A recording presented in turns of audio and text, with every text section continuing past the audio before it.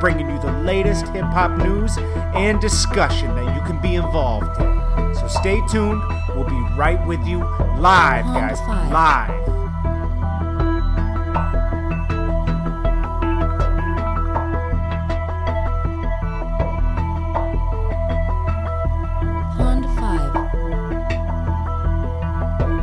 I know you're sitting there like, where are these guys? Why aren't they live yet? We'll be right there in a few minutes, guys. Hang in there.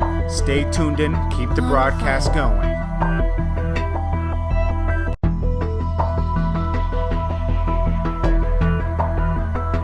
Stay tuned. We'll be live at you in a few minutes. This is Daily Hip Hop News Live with Jordan Tower and M-Rec, bringing you the latest hip hop news and discussion that you can be involved in. So stay tuned. We'll be right with you live, guys, live.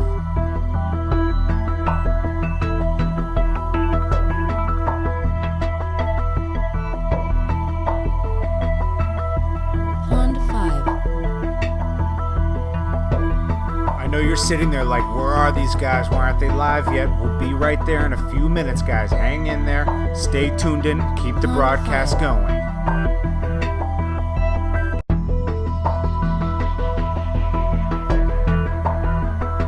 Stay tuned. We'll be live at you in a few minutes. This is Daily Hip Hop News Live with Jordan Tower and M-Rec, bringing you the latest hip hop news and discussion that you can be involved in.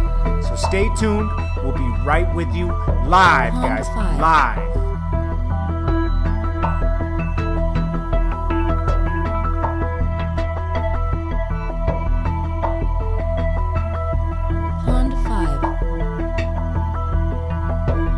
I know you're sitting there like, where are these guys? Why aren't they live yet? We'll be right there in a few minutes, guys. Hang in there. Stay tuned in. Keep the broadcast going.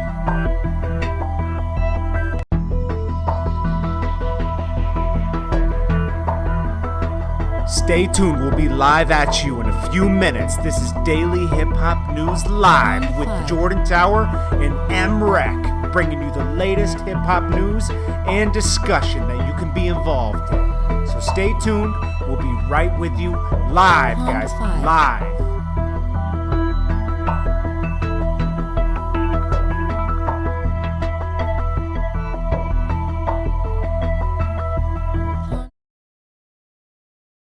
Welcome to Daily Hip Hop Live. We have a special guest today, Wendy Day. Now, I'm gonna let her talk about everything, like who she is and what she's done in the music industry. This is a special edition. This is like Music Industry 101 today, where you're gonna learn, if you're an artist or you're just curious about the music industry, you're gonna learn all the workings of the music industry. How do I get started? I only have $100. How am I going to get started in the music industry? I'm broke. Or I need to get a record deal to get on. Or how do I get my record on the radio? Or what do I do with this music video I just shot? We're going to get to all that. Now, I know you're looking at this and you're like, okay, there's a white guy there and there's a white woman and then there's this guy Rec up here. Now, you might know me from doing music videos. You might not be familiar with Wendy so much, but trust me, she is the inner workings to a lot of your favorite artists, labels. She's going to get into, I'm going to let her explain who she is. And we all know Rec from ForbesDVD.com, and he's a rap artist. And you know me for doing rap music videos with Yo Gotti, Nicki Minaj, everybody. You know that. But let's get to Wendy Day. Wendy Day, introduce yourself. Hi, everybody. I'm so happy to be here. Hey, Rec. Hey, Jordan. Hey, how you doing? Well? Yay! Hey, peace. You know, I started my career in 1992. Well, I came to rap as a fan. I started listening to rap in 1980. I don't usually admit that because it shows you how old I am. But in 1992, I started a company called Rap Coalition, a not-for-profit organization to help artists get out of bad deals. And around the mid-90s, I realized that just pulling people out of bad deals wasn't enough. Right. Because if they didn't have a good deal, they weren't living their dream, right? So I started helping people get into good deals. And the first deal that I played a role in was Master P's deal, the No Limit deal at Priority. Crazy. Amazing. Epic. I mean, like as a first deal, is that not like That's a break that's and a half, come on. right? We got to Right. let's applaud her because we all Right. Master P was the foundation and blueprint for a lot of these labels you see now. Yes, absolutely. But you know who was the blueprint for Master P was Who's that? E40 and Too Short. Like E40 Ooh. and Too Short were who I was going to learn how to do what we were doing. Yeah. Because you know when I was working with No Limit, I didn't know what I was doing. I was brand new. I didn't know how to be independent or sell records. Learning as you go, right? Exactly. I just knew from breaking bad deals what the problems were in the contract. That's what Breaking that's where I Bad. was coming from. Yeah. And then from there I went on to do I put out the first record I ever put out was Do or Die, Pope Pimp. That was Woo. the very Wow, classic. right. Classic. You wanna ride? All you young guys out there, make sure you go YouTube that right now. Go YouTube that. Woo! And that featured a new artist called Twista. And Wow. they were signed to a label called Creators Way out of Chicago. And I was the consultant for Creators Way. So this is after And- No Limit. This was after No Limit, yes. Okay, so you got into business with Twista. And Yes, all. Do or Die, exactly that label. Do or Die went and signed to Rap A Lot. And we signed Twista to a joint venture at Atlantic Records. Okay. And we got a lot of press on it. The Chicago Tribune called it one of the best deals in urban music. So which it I'm was really his proud of. label, and what was the split on that deal? It was a 50-50. It was a joint venture. And that's unheard of, guys. Most of the time. Well, at the time it was. At Yeah, the time yeah. It was. Now it's not quite as unheard of, but Yeah, I think we were one of the first to do that with a major label. yeah. Well, back then they were raping artists, basically, right? Like if they could, they're Yes, gonna rape. are. Like what's changed, right? It's gotten worse, not better. I know. Now they're taking your shows and everything. Back then they weren't. Everything, yeah. Yeah. And we'll talk about that. We'll get We it. will, I'm gonna we get will. into that too. Quick question, Wendy. What was the deal you broken for Master P before the Do or Die situation and a Twister situation? Oh yeah, It let's was get an into that. 80-20 split with a $600,000 advance at Priority, and P got to own the masters. He owned 100% of his. Say masters. that number again. 80-20? Yeah, it was an 80-20 split with $600,000 up front. It was for Master P's first album. Mm-hmm. It was for TRU, and it was for Mia X. At the time, that was Yeah. that was valuable. That was unheard of as well. Oh yeah, absolutely unheard of. Yeah, they weren't giving an artist their own deal. No, Like- I think Priority didn't believe that rap was more than a fad. I think they thought rap was a fad, and that the value of P's masters was nothing. I'm guessing. You know, I argued on the other side Yeah. of the desk, not on the Priority side, so I don't really know what they were thinking. Yeah. But I know that I was very surprised that they gave up the masters. Because you knew the value. Say it again. You knew the value. Oh yeah.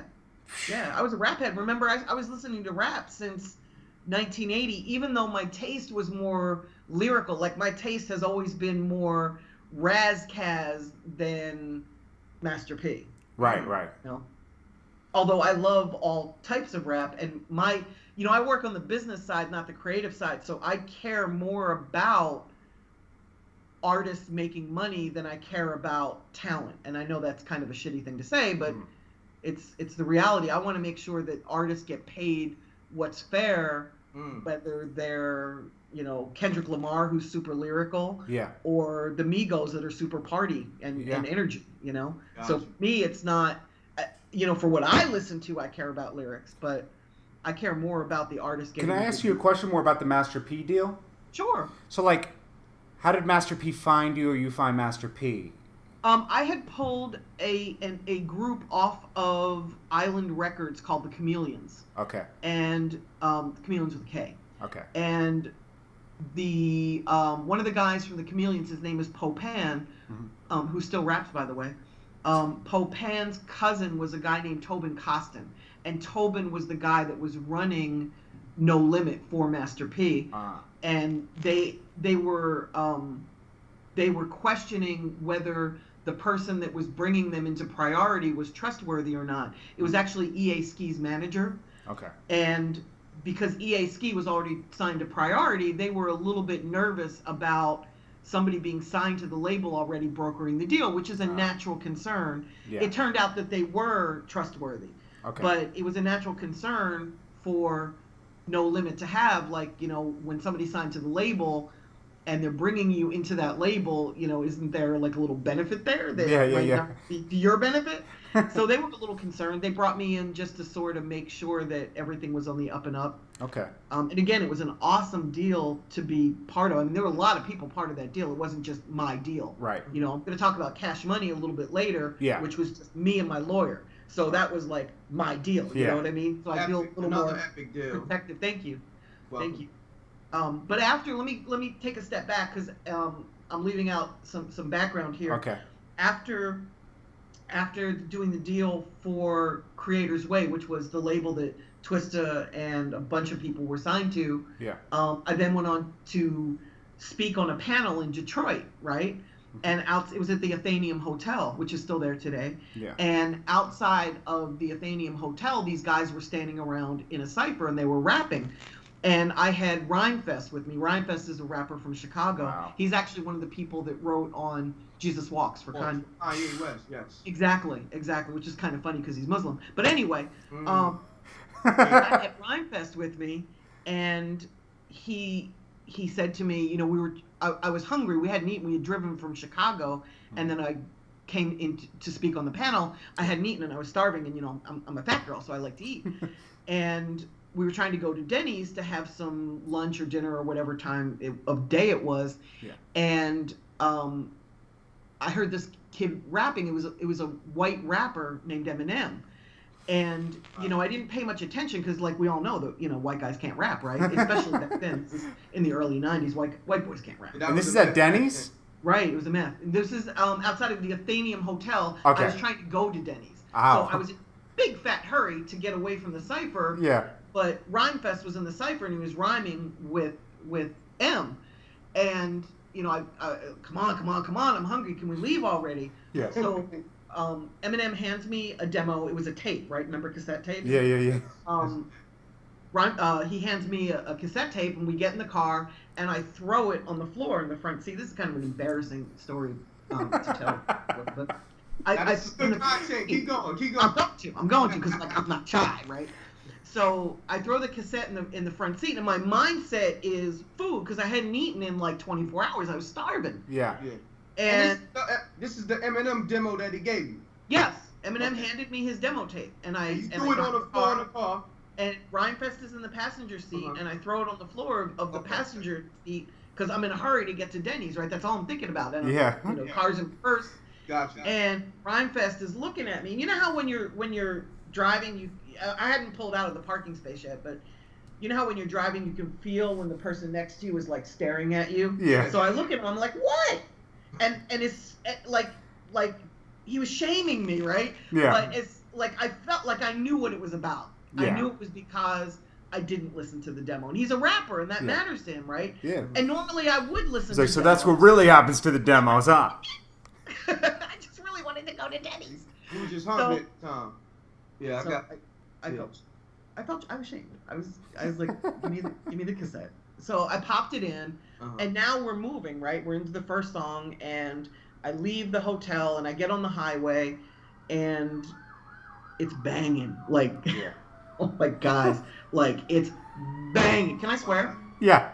Yeah. It's fucking banging. It's like the best rapper I've ever heard. And at this point in time, my favorite rappers were Rakim, Rhymefest. There was a guy named Juice out of Chicago who was super lyrical with it. And I'm like, yo, this kid's awesome. So I make a U-turn across the grassy median on the highway. Kids don't do this at home. Yeah. I made a U-turn and I went back to the hotel and I'm like, get in. You know, I'm going to take you to Denny's and we're going to eat. So we were able to spend some time together and really bond, you know. Yeah. So you doubled back to get Eminem. Did I? Dude! Wow. I got to salute you for that. I floored it. I couldn't get back there fast enough. Like, he's so talented. So when I got back to New York, like, I shopped him to every label. I had just done the Twisted deal, so the presidents at the labels knew who I was from the bidding war that had ensued from Twisted's deal. and all of them were nervous to sign a white rapper. Yeah. You know, so at that point in time, I was friends with the guy that was writing for The Source. Mm-hmm. So we got him in, and Paul Rosenberg played a role in this. I don't want to take complete credit for it. Like, Paul did an amazing job. And just for you guys that don't know, Paul Rosenberg is Eminem's manager. Exactly. Still to this day. Yeah. To this day, yeah. I know Paul. And we got him in The Source, and you know, he started to bubble a little bit. We put out his own EP. They put out his own EP. I didn't play a role in that. Yeah. I was busy with Twisted at this time. But he was really starting to buzz a little bit, and I was frustrated. Like, for 9 months, I shopped this kid a deal, and not one label would sign him, and it just didn't make sense to me. Yeah. So I decided to do an event called Rap Olympics, right? Yeah. It wasn't called Rap Olympics, right? It was called Rap Olympics, right? Mm-hmm. So Rap Olympics was an event in LA. It was like a battle between teams. Okay. Instead of a battle just like mano a mano, it was teams. And on my team, I had Quest the Mad Lad, I had Rhymefest, I had Juice, Eminem, Thurston Howell III was on that team. We just spoke to him. Yeah, I love him. He's such an awesome motherfucker. Yeah, salute. G'd up. Yeah, just G'd up. Yeah, really incredible lyricist too. Oh my God, yeah, and funny. Like, really funny. He was part of my team. He was just... Isn't he known as the Polo Don or something? He rocked all polo, right? He rocked all polo. He was known for rocking a lot of polo. Yeah, absolutely. Was part of Low Life, which is a crew out of Brooklyn. I'll let him tell that story because I'll just fuck it up. Yeah. But yeah, he led Low Life. Like, he was the head of Low Life. Yeah, he's the Low Life founder, one of the founders. Absolutely. Okay. And just a really good dude, like, very legitimate, very authentic, you know, and just very real. And very real, just a good dude. Yeah. Facts. But we did Rap Olympics, and part of the prize for the winning team was to appear on the Sway and Tech show, the Wake Up show. Okay. And you know, the way I remember it, and this is not echoed by Eminem's book, right. but the way that I remember it was that he was rapping on the Wake Up show, and he'd been to the Wake Up show many times. Yeah. He was like a favorite there. Dre heard him on the Wake Up show and went to meet with him from that. That's how I remember it. Oh. And put him up in a hotel. You know what the story is, right? The story is someone handed Dre a tape. You know, Right. And oh, what a surprise that it was Jimmy Iovine's nephew. Oh my gosh. Maybe he did. I'm not taking that away from him because a lot of people were at Rap Olympics and they were giving out, tapes. It's probably both things. You know, when you gotta, like, you see something one time and then you see it another time. Absolutely. Sometimes it takes 2 times. Consistency. Well, remember, I had sent the demo to Jimmy's office like over a 9-month period, like 2 or 3 times. So maybe it was the culmination of that, but maybe it took his nephew saying, "Yo, this kid is something nice." And then, but then also looking back, like, I've gotten this kid's tape 20 million times. Now my nephew's bringing it to me. Maybe I should take it a listen. Exactly, and that's basically how it happened. So persistence over resistance. Exactly. After the Eminem deal, and I didn't help negotiate that, but. I looked over the paperwork and I played a role in it. I feel like I helped to negotiate it because there were things that I brought to the contract that I thought should be in it. Yeah. And you being a good person, do that. Like, you don't want to see people get screwed. Absolutely. Yeah. And they gave me a plaque. They gave me the first platinum plaque that came off the line. Or where is it? It was. In my garage somewhere. Okay. I'm not a plaque. So you don't display plaques? You're not a big plaque person. I don't. Yeah, it's not what drives me, Jordan. I'm more about the deal and the success. I'm not really about the accolades. Like, most people would take the plaque and put a chain around it and wear it to the business meetings. Right. Exactly. That's not lying. A lot of people would do that. You know what Jay-Z told DJ Paul? DJ Paul told me this. He said, if I won an Oscar, I'd wrap that motherfucker around my neck and walk around with that shit. Because 3 6 Mafia is one of the only groups to win an Oscar, right? Yeah, I think they're the only rap group to win an Oscar. No, Eminem did too. Oh, we did. We have for 8 Mile, right? Yeah. Okay, I didn't realize that. You did the Eminem thing, and he's over at Interscope, and you made sure that deal. Yeah, and you made sure that deal went through properly. Exactly. And then what happened after that? And then I met Cash Money. Before I came along, Cash Money had put out 31 CDs over a 6-year period. Talk about consistency. They weren't new. Yeah, they were consistent. Yeah. And they were selling between 5,000 and 25,000 copies every time they put a CD out, right? Wow. So I went to New Orleans for a conference, and I bought a CD at Peaches, and I think his name was Pimp Daddy. I can't quite remember. I think it was Pimp Daddy, though. Yeah. And when I turned the CD over, I saw the Cash Money logo on the back, and I'm like, well, who are these guys? Right. So I started to ask around. I went into the projects to see if I could find them. Really? Bad idea. Wow. Bad idea. Well, you went to Magnolia Projects? Especially back Magnolia and Calio. I was all over the place trying to find them. You're crazy, Wendy. I know. It really wasn't the smartest thing I've ever done. But here's the plus, as a white woman going into the projects, people assumed that I was either a Fed or a social worker, right? So they didn't fuck with me. I was, right. And here I am today. But I didn't find them. Surprise. Yeah. I wasn't able to locate them. Wow. But they knew that somebody was looking for them. Maybe some white lady was looking for them. Yeah. So there's a street team guy in Houston called Lump, excuse me. There's 2 guys in Houston, Hump and Lump, and I always confuse them. One was behind I'm trying to blank on his name, oh my God. Little Flip. One was behind Little Flip, the other was the street team guy. Oh, wow. Right? So so the street team guy, Lump, was working with Cash Money, working with Baby and Slim. So he called me and said, hey, you're the deal lady, and these guys are looking to get a record deal. I'm like, oh, who are they? And he said, well, they're Baby and Slim, they're Cash Money. I'm like, Cash Money? Oh my God, I've been looking for them. Where have they been? Yeah. So when I got to speak to them, they're like, oh, you're the white lady that was looking for us. I'm like, yeah, the white lady that was looking for you. So at that point in time, this was in August of 1997. At that point, we decided that I would shop them a deal, but I needed them to sell more than just 5,000 to 25,000 copies. Yeah.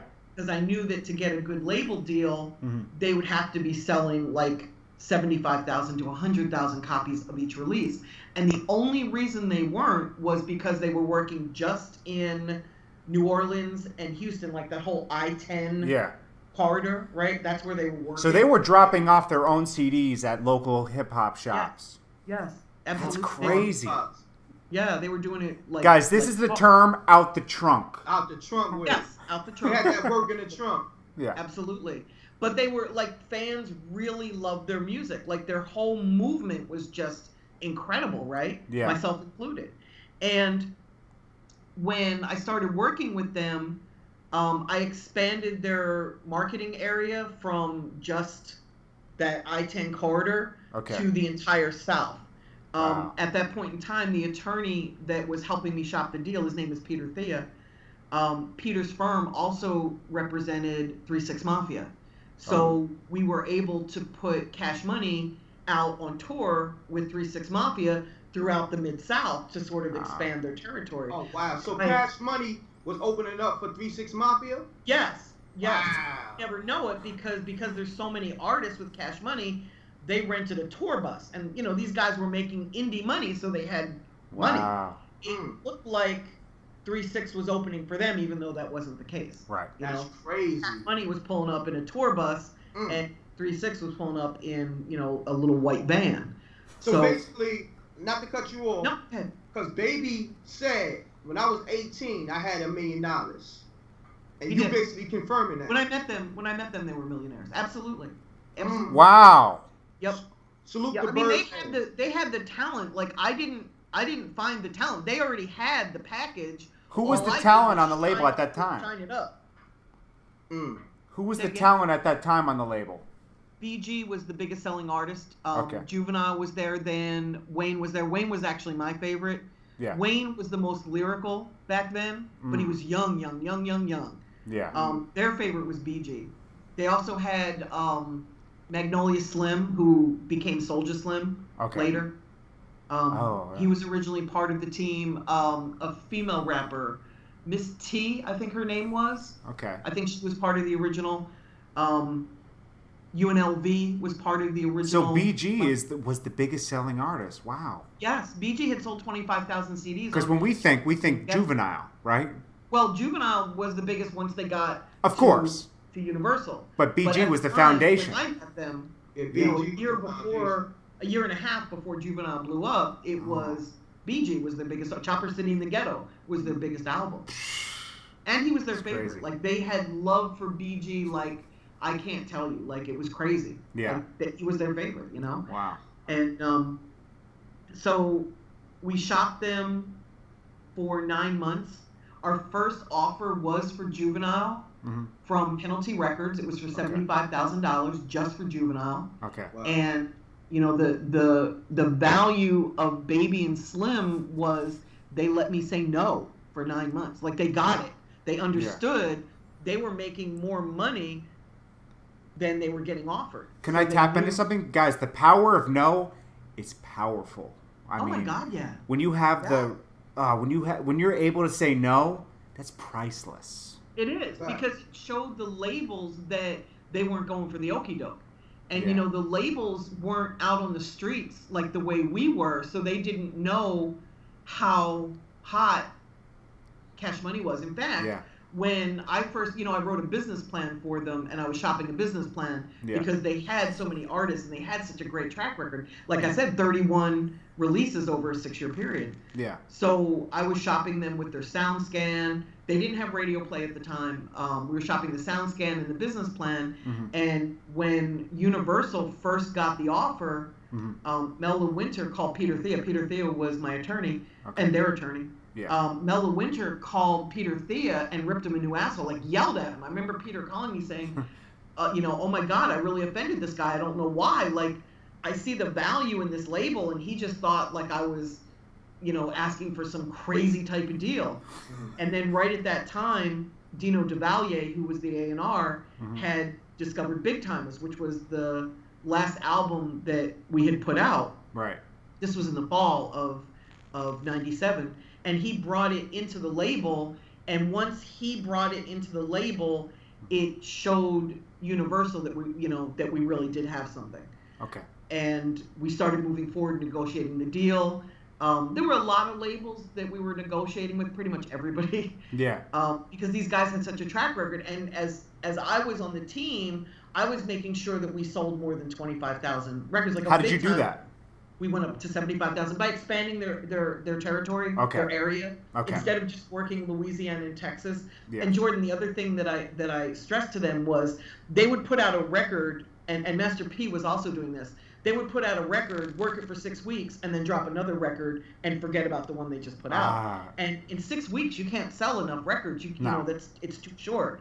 So I had them dropping less music and focusing longer. So we were able to work the Big Timers from when we started negotiating the deal all the way through the spring. Yeah. And that focus, and we got up to 70,000 SoundScan CDs.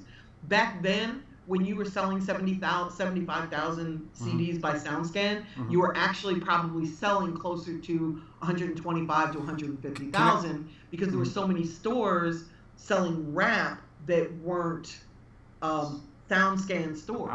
There were a lot of mom and pops that you were selling CDs through that weren't reporting to SoundScan, whether they didn't want people to know their sales for tax reasons or they just didn't want the expense of putting in a scanning system. Right. There were a lot of reasons people weren't. I think it was a combination of both.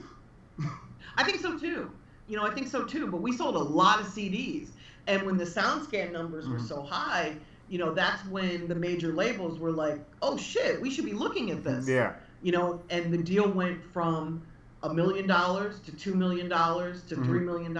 And, it ended up being an advance of $2 million per year over a 3-year period, so $6 million advance, and then a line of credit for each CD that the guys put out. It was an 80-20 split, 80% going to Cash Money, 20% to Universal. But the whole value of this deal wasn't just that it was a great split. Yeah. It was that these guys could put out 6 albums a year. Yeah. And spend Universal's money instead of their own money. They'd have to pay it back, of course. It was a line of credit.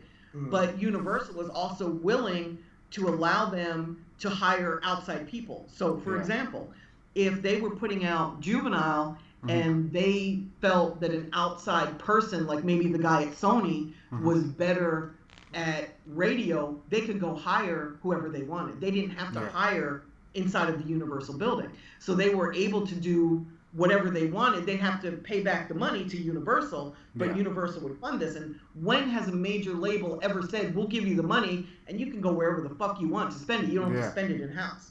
Yeah. And to add even more value to this deal, the guys own the masters. So if they left Universal after their 3-year deal was up, they could take all the artists with them. They could take Juvenile, they could take BG, everybody. If they went to Sony, for example, and they didn't, they stayed at Universal, but let's say they had wanted to go to another label, they could have taken everybody with them. In the music industry, you don't get to do that. And let me use how did you get them to do that deal though? Because the music they wanted Cash Money. They wanted them that bad that they were willing to do whatever. Absolutely. Wow. Absolutely.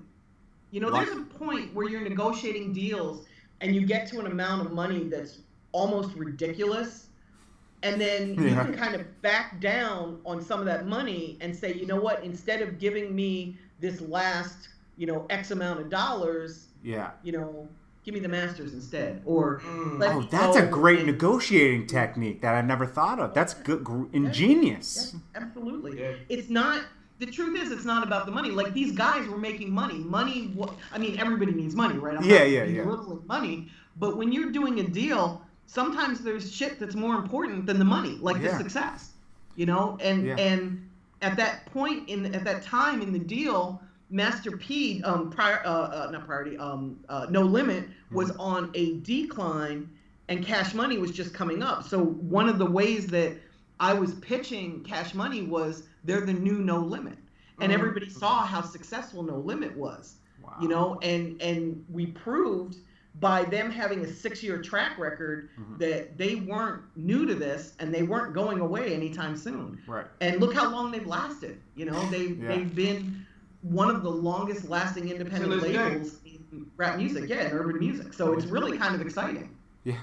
Now, like I started to say, and I'm going to use Bad Boy and MGK as an example, right? Okay. When Bad Boy left Interscope because Puff didn't own the masters, MGK had to stay at Interscope, and Bad Boy left and went. Can you imagine that Puff Daddy's not getting a better deal than Cash Money? I mean, that's weird, right? Well, he could have if he weren't all about the advances. Like, when you're an independent label, the more you get on the back end, the less you get up front, right? Yeah. So you've got to kind of weigh the pros and cons. And once you start getting advances, it's really hard to stop. Because if somebody's willing to hand you $1 million up front, you can use that $1 million to fund your label and do whatever. Yeah. But it's very hard to stop taking that money and say, okay, I'm just going to take it on the back end. Because when you get money on the back end, it doesn't come in big chunks. It comes in steady, small chunks. Why didn't I'd you rather have the steady small Me myself. too. Yeah. Now, why didn't you stay with Cash Money after the deal was broken? Why didn't I stay with them? Yeah. Because they forgot to pay me.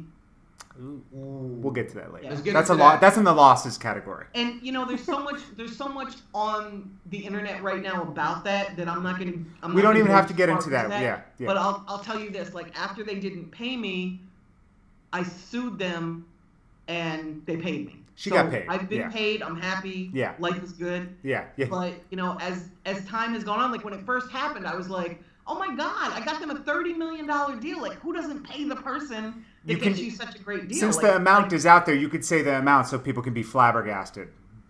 It was a $30 million deal. I mean, when I had to prepare for court, we were 20 months in, and Cash Money had made $70 million at that point.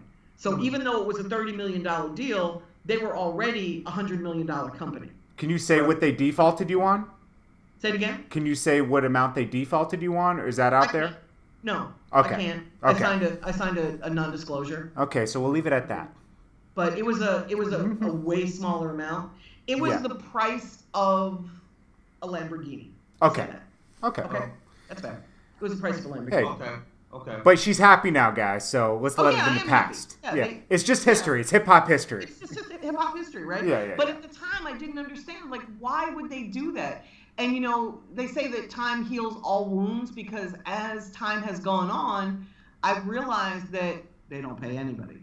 Like, they've been sued so many times for non-payment. I mean, look what's happening with Wayne right now. I mean, who would have thought that would ever happen, you know? Not me.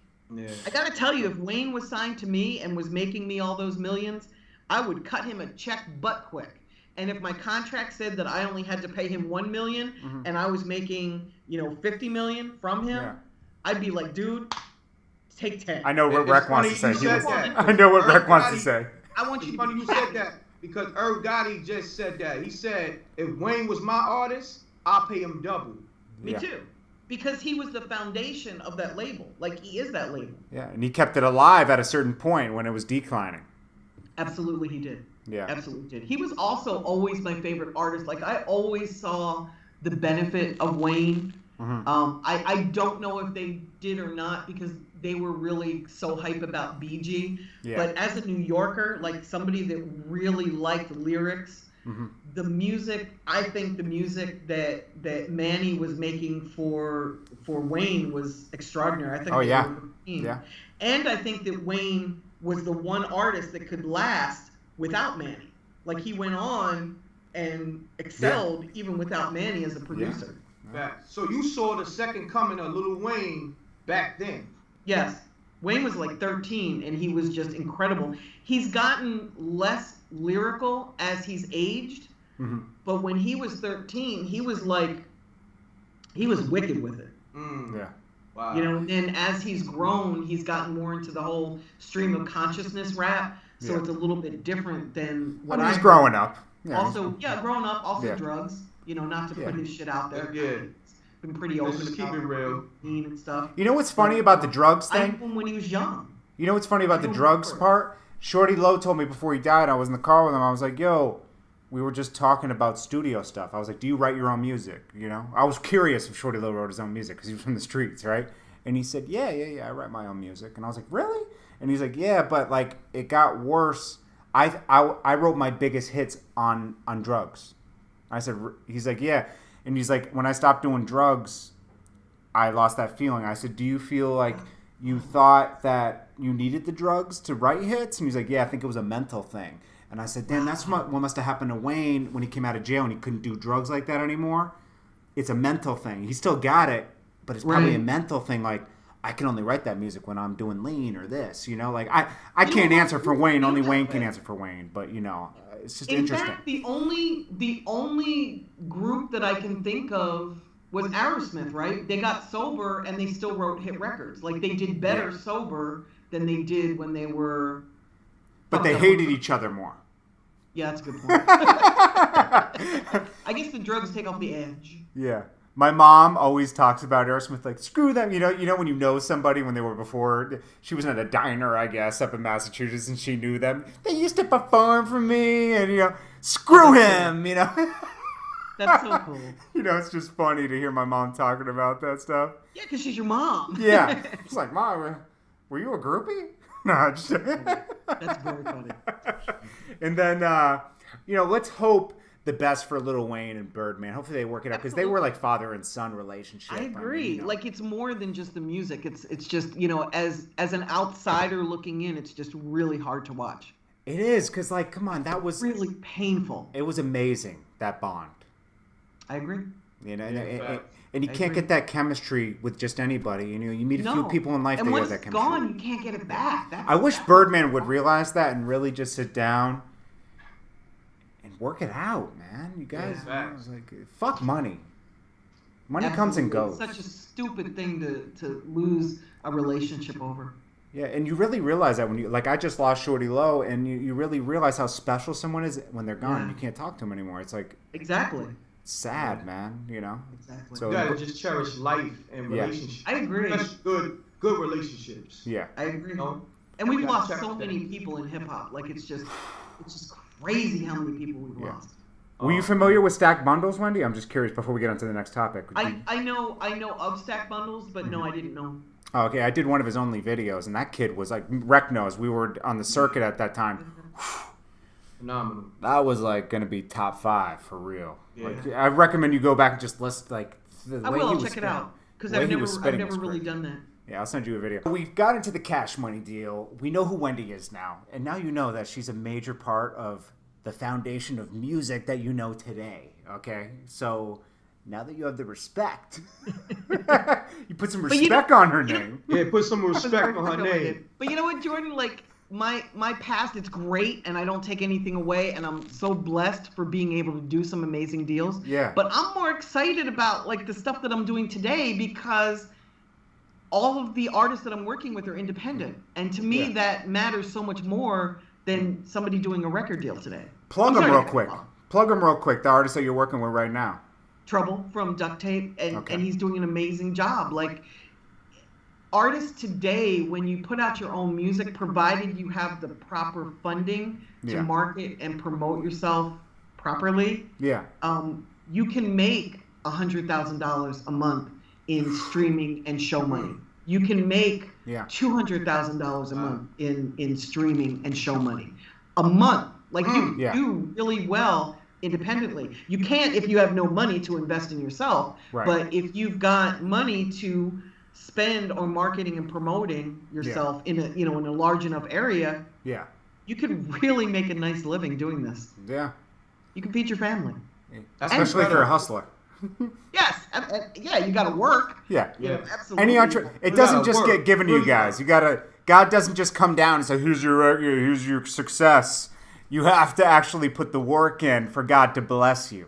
You've got to really put the work in. Absolutely, you do. And you've got to outwork everybody around you. Yes. You know, so many times artists will reach out to me and they'll say, "Hey, I'm in Virginia Beach or I'm in Davenport, Iowa, and I'm the hottest artist.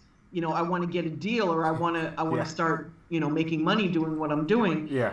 And the thing is, you can be the hottest artist in your town or your city, but you're competing with artists everywhere, all across the United States. If you're, a U.S. rapper, like you're competing with people in Houston and Atlanta and LA and New York. So you might be doing well. You might be getting 25,000 views and you're in Davenport, Iowa. Yeah. But here's Trouble getting 4 million views in Atlanta. So if a label were to come along, if that was your goal, they're going to be looking for the person that has the bigger numbers no matter where they're from. They don't look and say, "Oh, I think we'll put on somebody from Ohio today. And then tomorrow we'll start looking at Colorado." It doesn't work that way. Yeah. They look at the entire U.S. and they see, who's got a fan base. Yeah, and people it reduces the risk. People aren't restricted by borders anymore. You used to have your New York artists like, "Yo, I'm gonna get this Cali feel and this." Right. You got Aesop Rocky in New York sounding like he's from Texas, guys. I mean, it's just the influence of the internet now. You could be from anywhere, So Exactly. they're just looking, like Wendy said, they're just looking at the numbers. They're looking at the YouTube numbers. And Jordan, it's more than just the internet. I would hate for somebody to be watching this and think that they could sit at home in front of their computer and just, increase all their social media and get a deal. You've really still got to work the streets too. You've got to get your music out there. You've got to get on playlists at Spotify and Apple Music. You've got to get out on the streets. And if people are still listening to CDs, which are still 39% of the selling market. Which shout out to Spotify, Rap Caviar Spotify list. That's who runs that? The guy from MTV that's working at. Oh, you took the Tuma. Tuma. That's Tuma's playlist. You know that, right? I didn't know that. That's awesome. Rap Caviar, that's his place. So shout out to Tuma. I've sat down with Tuma before. He's an awesome guy. And huge thank you to Tuma for putting Trouble in the Rap Caviar list. Yeah. And the cool thing is, like, we don't pay for that. Like, it's earned. Yeah. You know? Yeah, you can't. I don't think you can pay to get. Who knows, but like really, No, you really got to earn that okay. position. Yeah, you got to earn that position. I would tell you if we were paying for it. We're not paying for it. Oh, I'm not accusing you of paying for it. No, I didn't think you were. Give me the secrets. That's a big deal, because you can buy. I don't know about that playlist, but you can buy your way into playlists. Like playlists are the new payola, right? Although it's not illegal because it's not FCC, tracked. Yeah. But you can buy your way into playlists, and playlists increase awareness, right? Oh yeah, when I'm running on the treadmill, I'm playing that Rap Caviar playlist, and I'm getting put onto a lot of music. Absolutely, you are. Absolutely, you are. Yeah.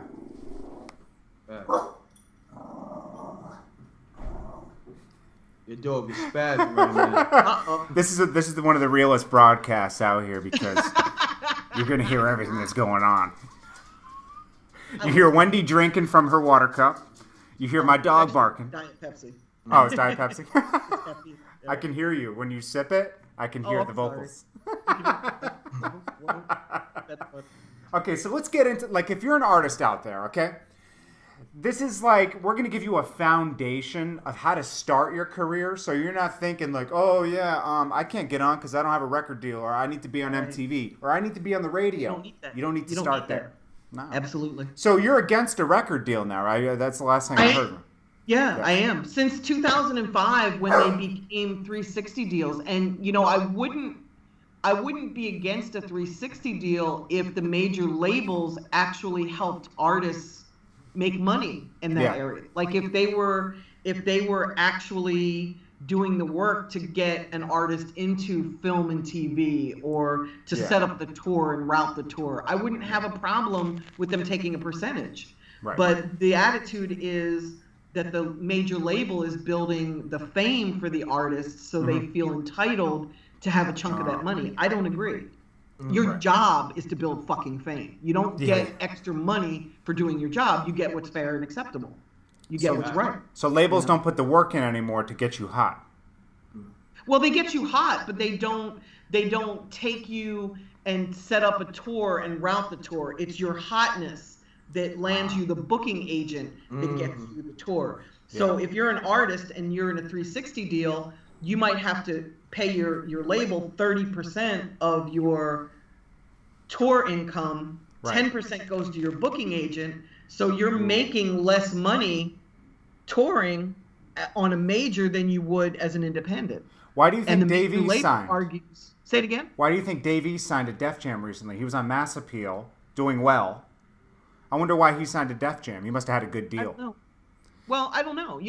Every artist has a different mindset. If you're going to be independent, you've got to be really entrepreneurial. Yes. And not every artist is entrepreneurial, right? That's a good point. So that's where you would need a record deal, right? Artists. Yeah, absolutely. You would need somebody to do it for you. Not everybody wants to structure their own tour. Not everybody wants to figure out how to market and promote. Some people just want to sign to somebody and let them kind of put them in the pipeline and figure it out. Some people just want to be pampered. Yeah. Some people want to be pimped. Yeah. Right. Like, guys, I'm going to tell you. And no disrespect. No disrespect to that person. But in today's industry, that's just, like the tools. Why give up? Yeah. Why give up 90% of your money to somebody when you can get 100%? Yeah. Yeah, you can do yourself. I don't get that. And basically, guys, the tool, if you're not the type of person to sit around and you're thinking, how do I get my stuff on iTunes or how to get on this? If you're not willing to type into Google how to do it, then you should go sign a record deal because the answers are at your desk. Right now, I could find out how to get myself on iTunes. How could you want to do something and build a career and not learn how to do it? It would be like somebody saying, gee, I want to be in the NBA and I'm 40 years old and I'm 5 feet tall and I don't want to practice since I was 5 years old. I just want to get on the court against, That's how ridiculous it is. Yeah, it's like... It's that ridiculous to me. Go ahead, Rex. How not I want to interject real quick because we on a 360 deal situation. Jay-Z did a 360 deal with Live Nation.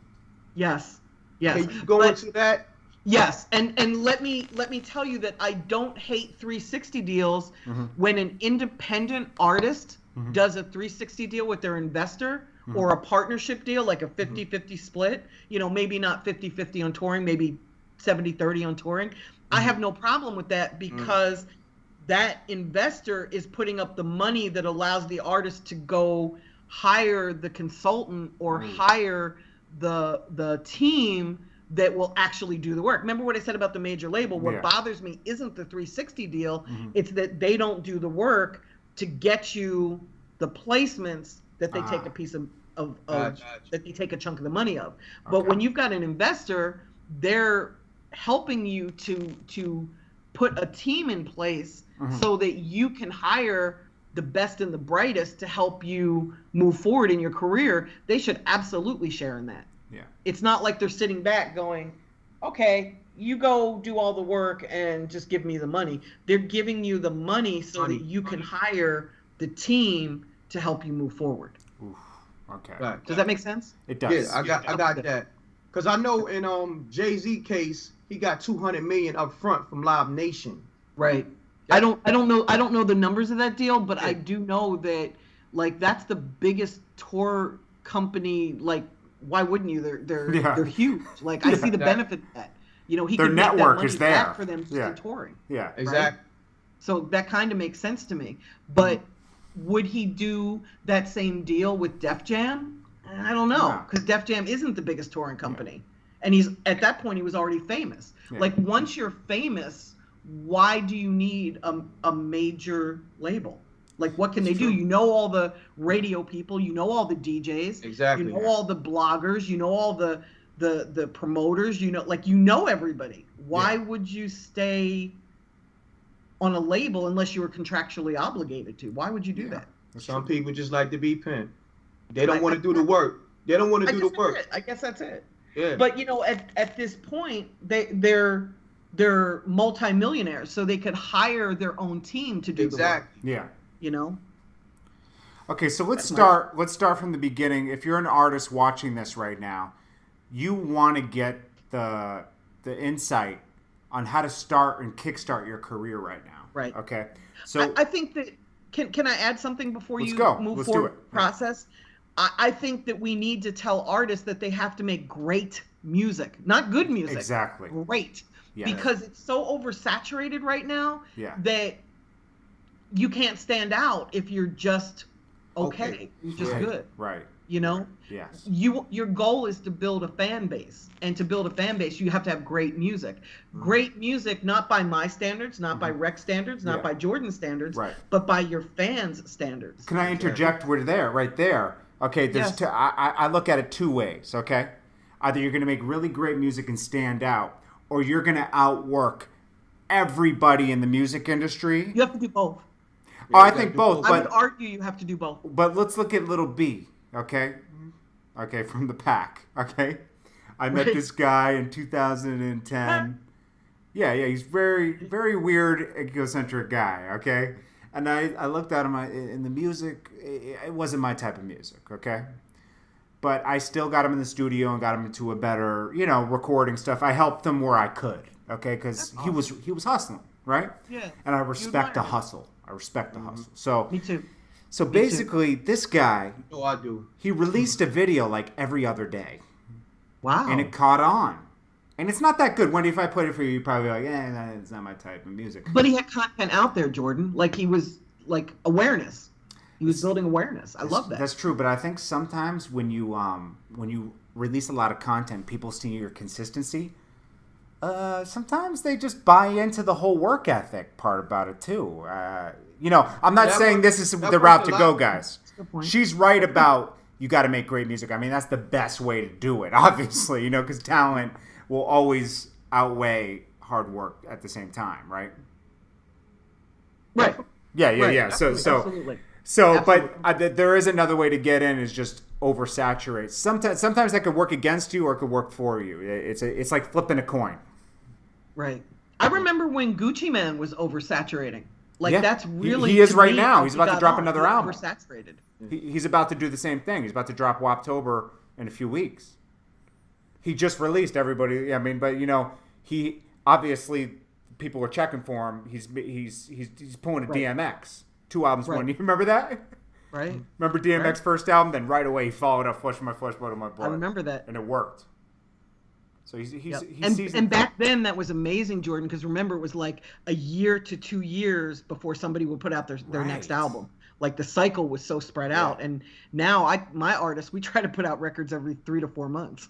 Really? Yeah, like Trouble drops twice a year. He drops every 6 months. Okay. If I had more control over the creative, I'd want him to put out releases every 3 to 4 months. I'd want him to do 4 a year. That's what I had set up for Shorty Low before. I said, hey, we'll shoot everything, and this is how we're going to get you back. We're going to shoot everything on every mixtape, good or bad. Put it out, milk it. Once it's dry, you drop another project, and that's how you're going to make money. Actually, you want to drop it before it dries, right? Like, yeah. But drop it right before. Or maybe drop the single right before it dries out, or something like that. Yeah, momentum is everything. Yeah, momentum is everything. And you want to be consistent. I just set up a business plan for Rocco. Hopefully he follows it. I set up a business plan for him because he's thinking about coming back in 2017. I said, well, we need to warm it up now. Absolutely, you do. And I like Rocco. I love his work ethic. Salute to Rocco. Yeah, big salute to Rocco. Yeah, we're gonna set up that Wendy Day Rocco interview because Rocco is an independent artist from way back. He's one of the blueprints in Atlanta. I'd have to say. Absolutely, he's one of the people that realized that it takes money to do this. Like he was never out here begging for people to listen to his music. He always self-funded.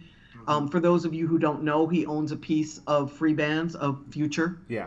And unfortunately, they're having their legal discrepancy right now, but I think they'll work it out. Those guys were... I remember Rocco pushing Future on me when I first came to Atlanta, and I was like, I don't see it, man. And he was like, trust me, this is the guy. But it's like Future got better as the years went on, to me. Well, doesn't everybody? I mean, that's what we aspire to, hope, But he saw it. He saw that potential in him. Yes. That's special. All it takes is one person, besides yourself, to see your vision. Yeah. And y'all can go to the top. I've seen it happen numerous times. I know you've seen it, Wendy. Oh, yeah. Jordan. All it takes is one person that believes in your vision. Yeah. And y'all can go to the top. Yeah. This is facts. This is facts, y'all. I mean, I saw it in Yo Gotti. I saw it in 2 Chainz, and I saw it a little late in Nicki. Remember Fendi saw it, and I didn't see it. He was there when I shot all Nicki's first videos. Yep. Right. Fendi saw it. I'm going to be honest with you. I didn't see Nicki where she is now, but she was definitely like...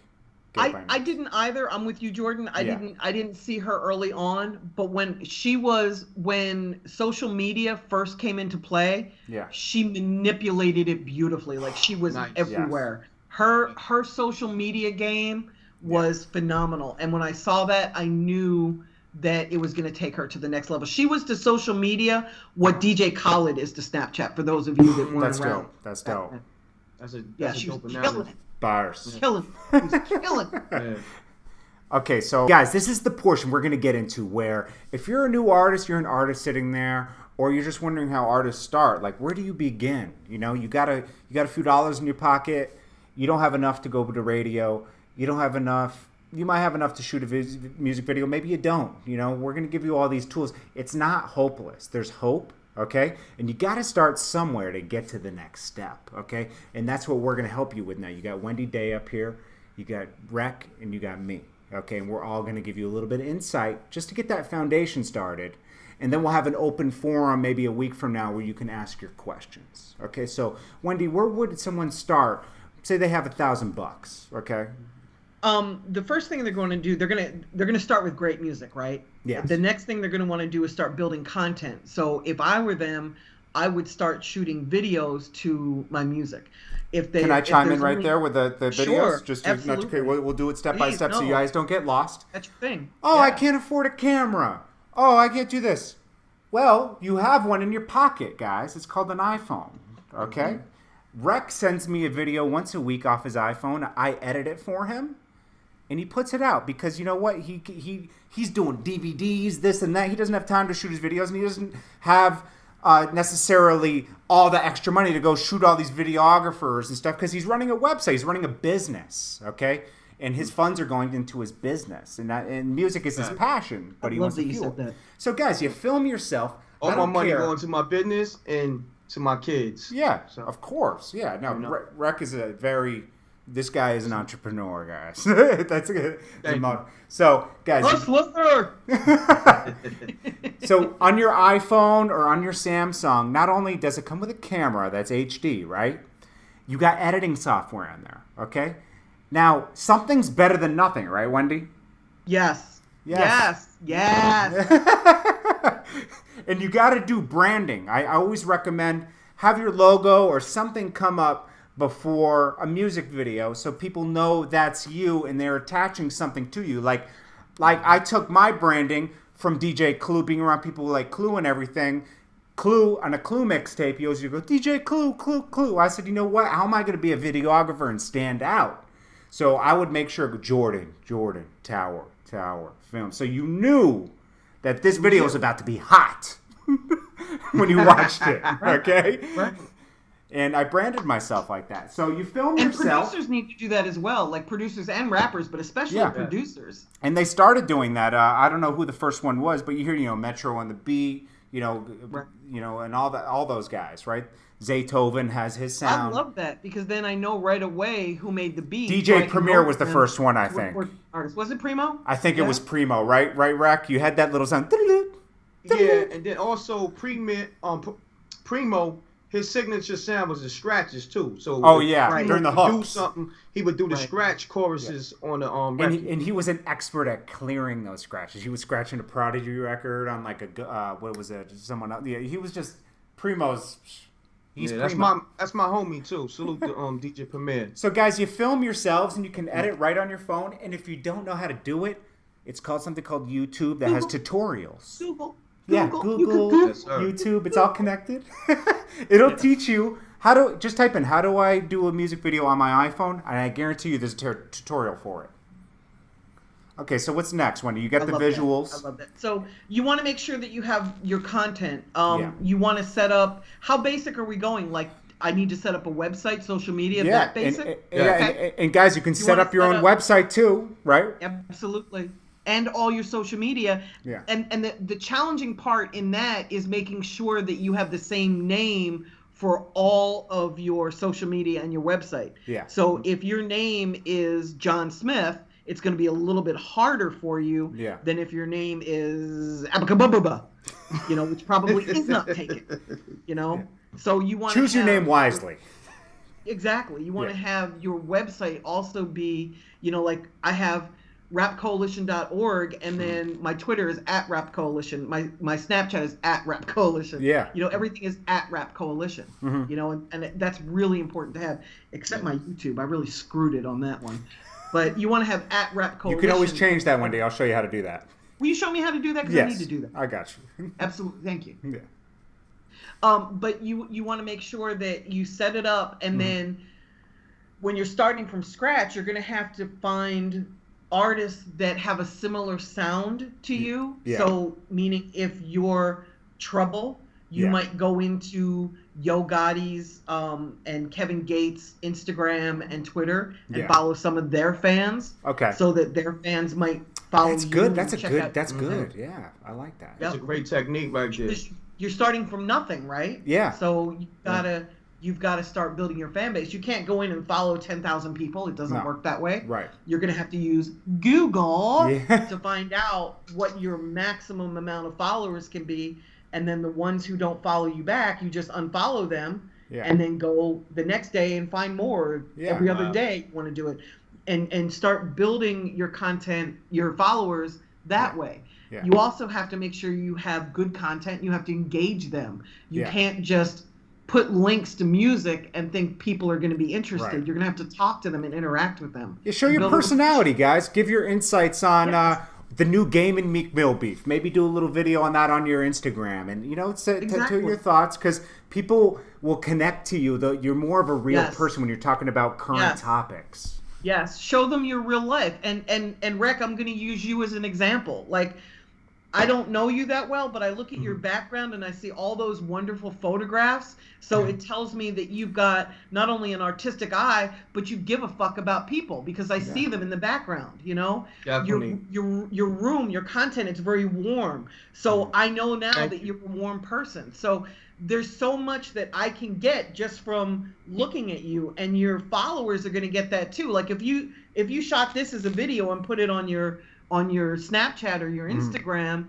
yeah, aside from who you are and what you're saying, I would know so much about you just by seeing your background, you know, Wow, and what you're about. that's good. It's funny you say that because I definitely was gonna shoot a video. I just had to, straighten up a little bit, in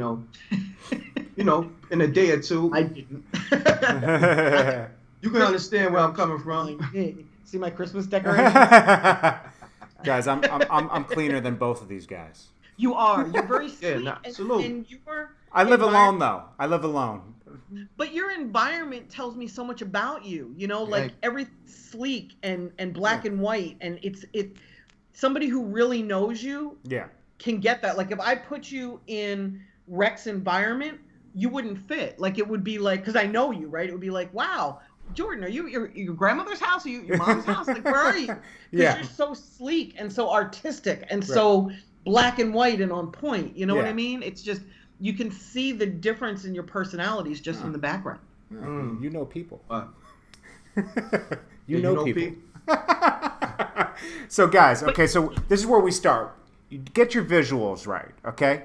So I don't care if you shoot it on your iPhone. You got to have something. Shoot yourself talking. Don't talk stupid, guys. Just, give insight on what's going on. Don't start showing how real you are with guns and stuff. You're going to go to jail, okay? You don't have to prove you're real. People can read that you're real just from being a real person, okay? Real, you know that term, real, recognize real? That's a real thing, okay? So you connect with people. You get your Twitter, Instagram, Facebook. Those are the main ones, okay? And you're going to want to set up a website because you want a central place to push people to. And this is a website, right, where you're going to have your music videos. You can type up a bio. You can have your music there. You're going to have the links to your social media. And guys, another thing, Google how to build my own website. Wix.com, Squarespace. These only cost, guys, $10 a month you can have a website. $10 a month that you can update on your own. Don't go to somebody and build a website. That's a good way to get screwed. Once that guy disappears, you can't update your website anymore. So always build your own website. You want to be in total control of everything you were doing, okay? Now, you're going to want to set up a YouTube to host the videos you're putting up. And you're going to also want to be able to shrink those videos down into 1-minute segments to put on Twitter and Instagram, okay? All this is on Google. Again, you don't have to come to me, how do I do this? Google it, guys. Learn, okay? Take time to learn how to be in control of your own destiny. Okay. That's what we all did, right? We all taught ourselves, didn't we? Everybody. I didn't know. I might tell you a funny story, guys. Okay, so, and not to get too off topic. Okay, I'm in college, and I joined up with this thing called Hip Hop Nation, where content creators could submit content and get on TV on NBC in 13 cities. So I bought a little camera, a tiny little camera, and I'd go around and shoot. I'd call up Rockefeller, and I was like, this is Jordan from MTV. I want to do the behind the scenes of the new Cameron video. That was the first piece of content I did, behind the scenes of Oh Boy. Nice. Wow. Filmed it, got paid, and then I reinvested that money in myself because they paid me a certain amount per minute, and that was great content. I had Jay-Z, everybody in that video, right? So I took that, reinvested in myself, bought a bigger camera that I in turn gave to Rec one day to start Forbes DVD. Facts. But so with this camera, I started telling people I could do music videos, and I couldn't. I didn't know how to edit or anything. So I taught myself how to edit and shoot on this camera. Wow. To maximize my money, because the first music video I shot, I hired somebody, and we had like $500 budget. It all went to that guy, and I made nothing. And it took me a week to edit the music video because I didn't know how to edit. 10 hours a day for a week to learn how to edit my first music video with nonfiction and DJ Premiere called Rockstars. That's my first ever music video. And I actually put myself in the music video because I thought, this is going to be my thing. I'm going to be in the music videos.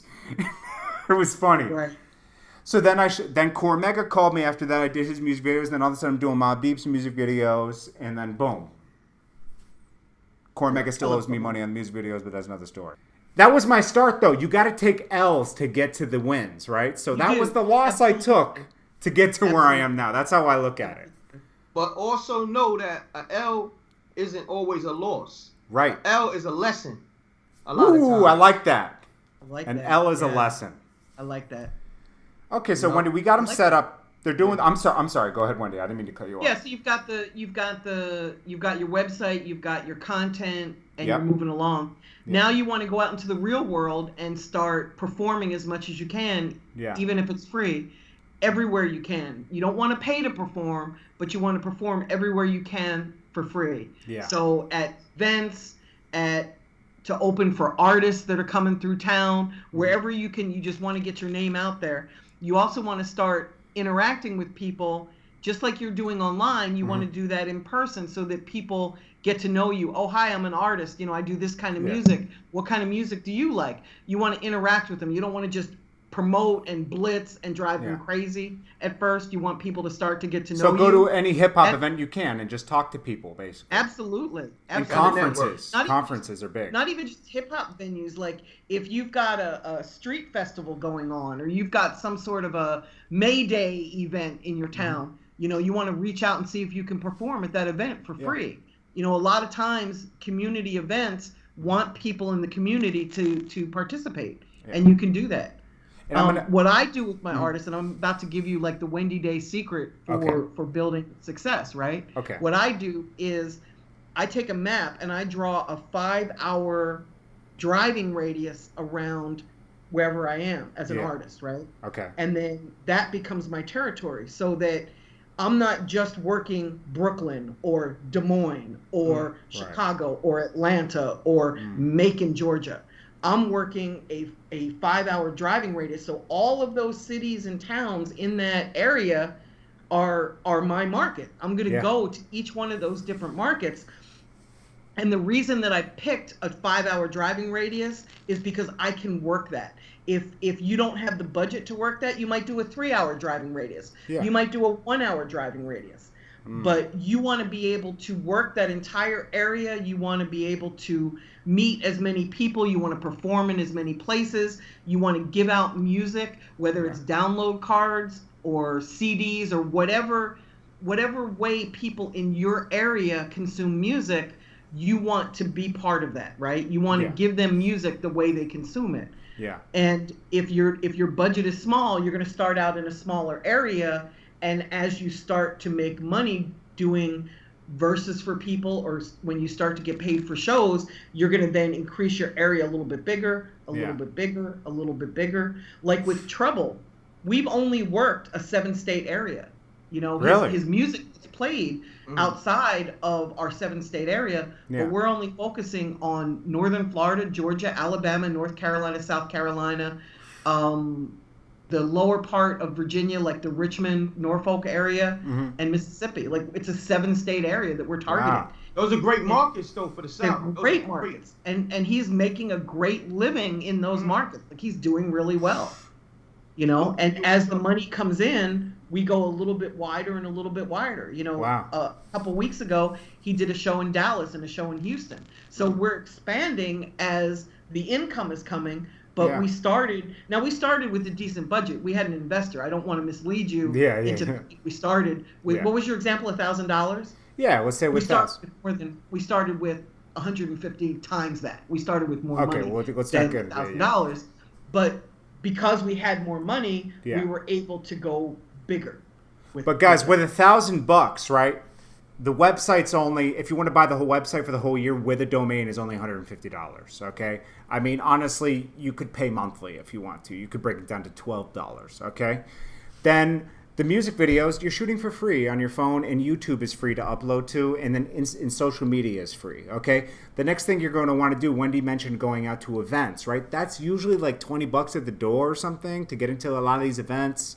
Or maybe I think also as people get to know you, you don't have to pay as much. Like if you're coming to an event that's happening every Tuesday and you're a regular, they're going to let you in. Yeah. If you're really broke, go early. This is what I used to do, Jordan, when I started in the music industry. I used to show up to events early before the person was at the door to really start charging. Yeah. And I would get in and I would offer to help. Like if there was a street team and they're hanging posters, I would go in and help them hang posters, and then I would just stay. Wow. And of course, there was a lot of dead time in that. But I did the same thing for conferences and panels. Yeah. I would offer to volunteer to work and I would exchange my time for being in that environment and getting to network and participate in hearing the panelists speak. Like, you can give what you have to get what you need. Yeah, and then another note is, guys, stop pressing CDs and handing them out. CDs are dead. Okay, you get a business card with your social media on it and your website, and that's what you give to people. Maybe a QR code. Look that up. I can't break it down to you guys. A QR code where they can scan it, but most people aren't going to. That didn't really catch on. Yeah, that didn't really catch on. Yeah, a little bit, but not really. And I'm going to tell you, these websites now, they set them up so when you build the website, it also works on a mobile phone. It's almost like an app. Okay, right. So they'll walk you through that on Wix.com or Squarespace, whatever. I'm not sponsored by any of them, so I'm not going to plug a certain one. There's a million of these websites out here. And shout out, Wix, if you want to sponsor us, Squarespace, hey, we're over here, man. So what you're saying? I think Rec was about to drop a jewel. Oh, he is. No, I know. Well, I can see it. He got it in his face. I would say this. Instead of CDs, come with flash drives. And you can customize flash drives with your name on it or your logo on it. And just think about this. Flash drive for trouble. And just think about this. Now, but that's what you give the DJs, though. No. Especially DJs, because it can get a little costly to give it to everybody. Yeah, I was going to go into that. But also think about this. All the cars, I think, from 2012 have flash drives. They are flash drive compatible. Right. You understand? So all the cars, and then also everybody has a computer that a flash drive can, upload to. I wouldn't do the flash drive thing, guys, because I'm not to take that away from you, Rec. I would do that for DJs. Done. To give to DJs with like a clean and a dirty and everything. Oh, there we go. There's Trouble's new flash drive. It looks like a bullet. And I like that. Wendy's been talking about this for a while, and then it's got his logo. It's real. It's here. Yeah. Good. See? The bullet flash like drive. That. But that's for DJs, right? Not just DJs. Everybody want to put their music on a flash drive. So even if you ain't a DJ, it's still useful to you. Right. You understand what I'm saying? So that's why a flash drive is Oh, good. okay. I see what you're saying. So if you're branding it with your brand on it, it's like having a pen with a business name on it. It's there. I see what you're saying. Yeah, I like that. You still want to use the pen. Exactly. Oh, come on. Nice. That's dope. See? That's dope. I mean, You're on the same page. It fits him, right? Like, this is so trouble. Yeah, it's dangerous. My only complaint about the little guns is that ew. My only complaint about the little guns is that I can't brand them with his logo. Whereas the bullet we could have printed. Yeah. These are rubber, but I mean, what says trouble better than this? Seriously. That's pretty dope. I know he loved that. Was that an Uzi and an M16 or something like that? Yeah, we have 7 different weapons. They got arsenal over there. And these were maybe $2 a piece. Yeah. Oh wow. Guys, don't mess with Wendy. She's trigger happy too. These were about $2 a piece too. Wow.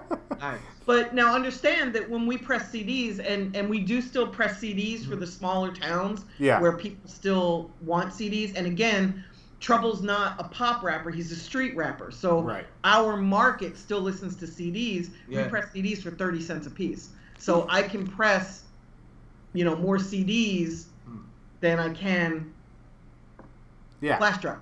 Yeah, that's true. That's true. But also in cars, there's Bluetooth now too.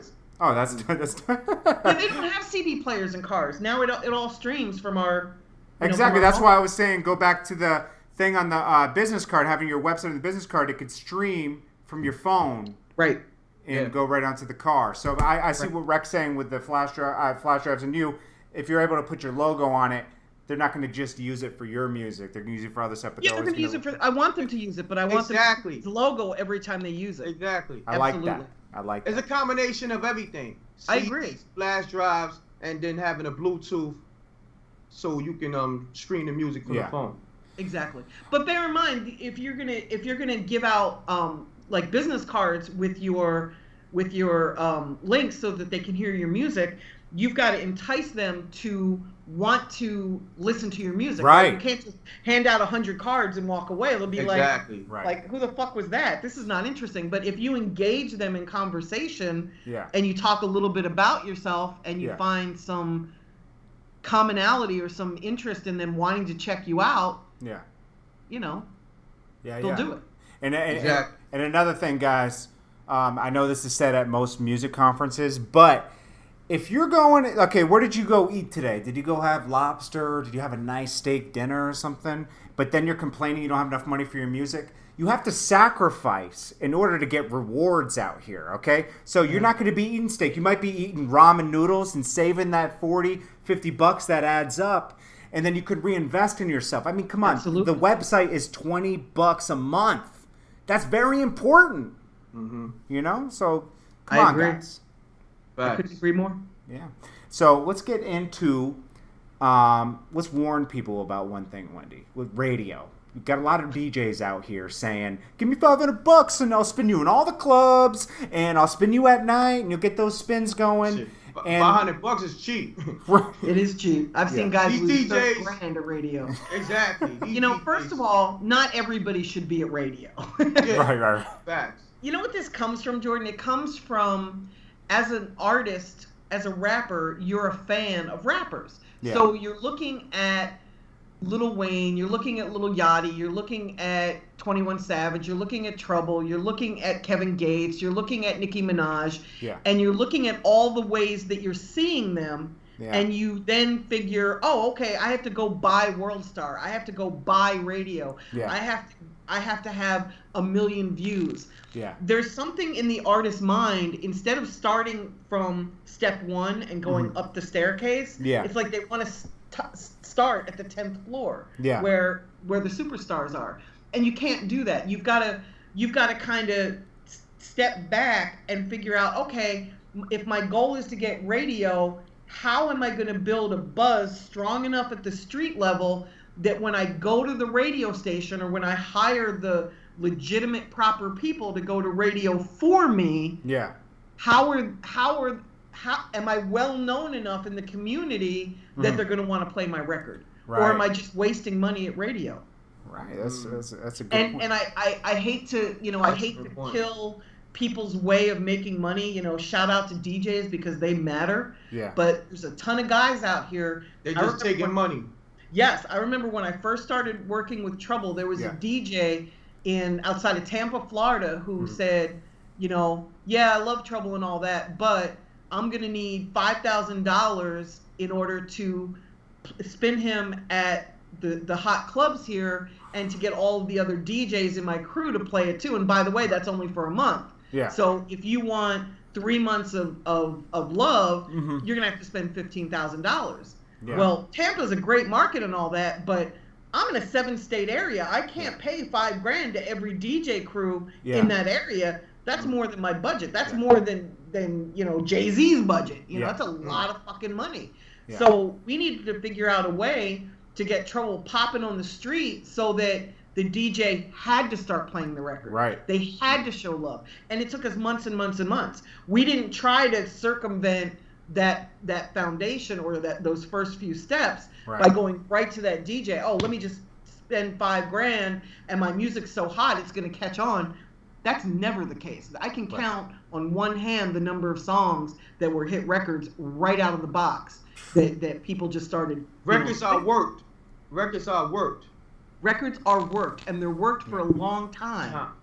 Sometimes you got to work one record for 6 months before it starts growing legs to get to that next level. And some hit records was 2 years in the making. And some hit records are 2 years in the making. Absolutely. Trouble's biggest record by himself, like his own song, was a song called Ready. And it was shipped out in March to the DJs.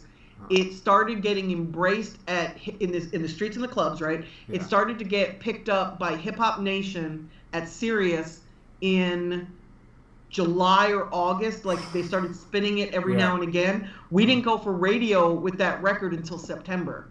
And worked it September and October. November we kind of got kicked out because of the fourth quarter. It was just too many other bigger artists. And then Trouble didn't start getting paid shows until January because it took that long for that record. So that's almost a year. Guys, that's 10 months. It took us a long time, or 9 months. It took us a long time with that one record, and that was a hot record. That wasn't. That was a hot fucking record. So imagine how long we worked the songs that aren't that hot. And that's just the reality. You gotta find your record, not the one that your boys tell you is your hottest record, but the ones that your fans tell you is your hottest record. What's getting the most hits at SoundCloud? Yeah. What's getting the most play at Spotify? Right. You know, and at this point, I hope all of you have put your music up on iTunes and Apple Music. Let's get to that. Okay, let's talk about that. Yeah, let's talk about that. Guys, you can do pretty much most of the setup foundation work right from your home, your laptop, some computer, okay? Now, some of the services out there, you got TuneCore, right? I like TuneCore. I like TuneCore, and there's another one. Rec, what's the one I told you? It's like a membership per month. Membership per month? Per year, and you can put up as much music as you want. I don't remember. There's another one out. What's it called? I don't know. It's a good DistroKid. idea, It's called DistroKid. Okay, yeah. Okay, $20 a year, as much music as you want. Nice. That's crazy. Yeah. I don't even know how that works. But anyways, guys, you can put it up on Spotify, the streaming services as well. Yeah. Right. So like with TuneCore, you pay $30 per album or like $10 a single, and they distribute it. That you have your own distribution right there. $30 a year, right? Spotify, Tidal, iTunes, Apple Music. Yep. You're on all the major places, and you can start promoting people to buy your music. I mean, and you have to promote, because you can't just put it on Spotify and then sit back and say, "Okay, now I'm a star." Right. You've got to actually drive your fans to your song. This goes back to shooting the videos. You get paid. Yeah. You get paid for that. You shoot your videos, but you got to put links below your video to buy the music. Drive them to these places to listen. You get paid off the streams, or you get paid off of iTunes sales or Google Play sales. Drive them, okay? Put up snippets on your Instagram and say, hey, link in bio. Make them go to your website where you have links to go buy this music. So, because people aren't going to go search for you. You got to make it really easy for them. Absolutely. Okay. Yep. You know, Jordan, I wrote an article on my blog, which is industryreport.com, and I'm not plugging my blog. Right. I'm just telling Go folks ahead. that Plug in. I put up what each streaming service has paid for one of the artists that I'm working. You can probably figure out who it is, but I did it in March, and then I did it again last month. So I showed the difference of income between what my artist was making in the beginning of the year and what they were making halfway through the year. Wow. And we may or may not be distributed through Empire. I don't want to tell you who the artist is, but you can go and you can look and you can see, you know, how much does Spotify pay per stream? How much does YouTube pay per view? Right. How much does Deezer pay? Yeah. And you can see that, you know, when the artist started, he was making $6,000 a month in streaming. Wow. That's nothing to sneeze at. Guys, plug your blog again so they can go check that out. Oh, it's industryreport.com. Okay, guys, that if you guys want to see some insight there and see what the real payouts are, you got to go there and just check it out. And Absolutely. I mean, maybe this will motivate you. Called streaming, and I wrote it in September. I can't remember. Yeah. You're gonna have to go back a few articles. Yeah. But it's about streaming, and it lists like how many streams does your song have to be played at Spotify for you to make $100? Yeah.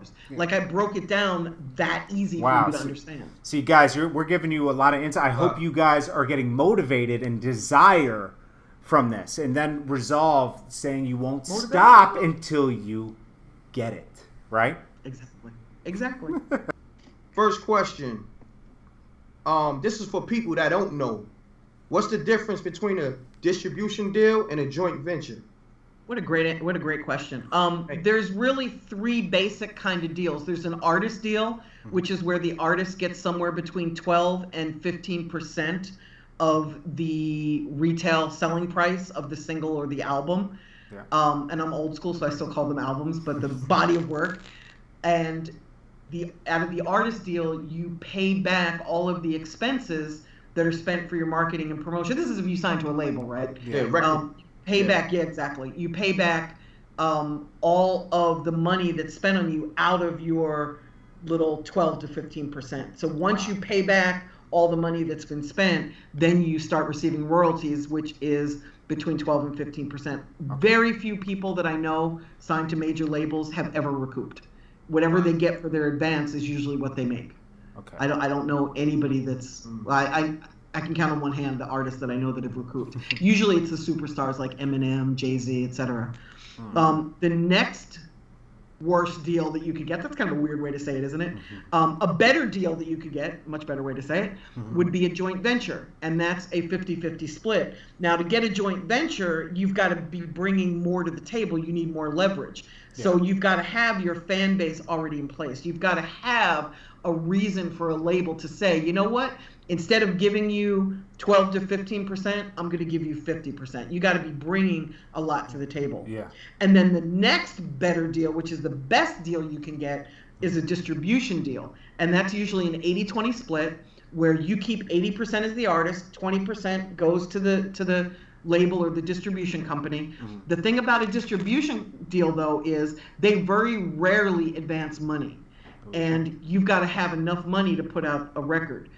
For me, and I'm not average on this, but I can't seem, for the artists that I work, I can't seem to get them monetized. I can't seem to get a return on investment if I spend less than $150,000 on marketing and promotion. So for me, if somebody comes to me and asks for help, they need to have a budget of at least $150 in order to market and promote properly, right? Now you can do this for less than $150. I'm just giving you my example. And that includes a radio budget, right? Yes. That includes video. That includes everything except recording. How much do you need to go to radio with if you're ever going to approach radio?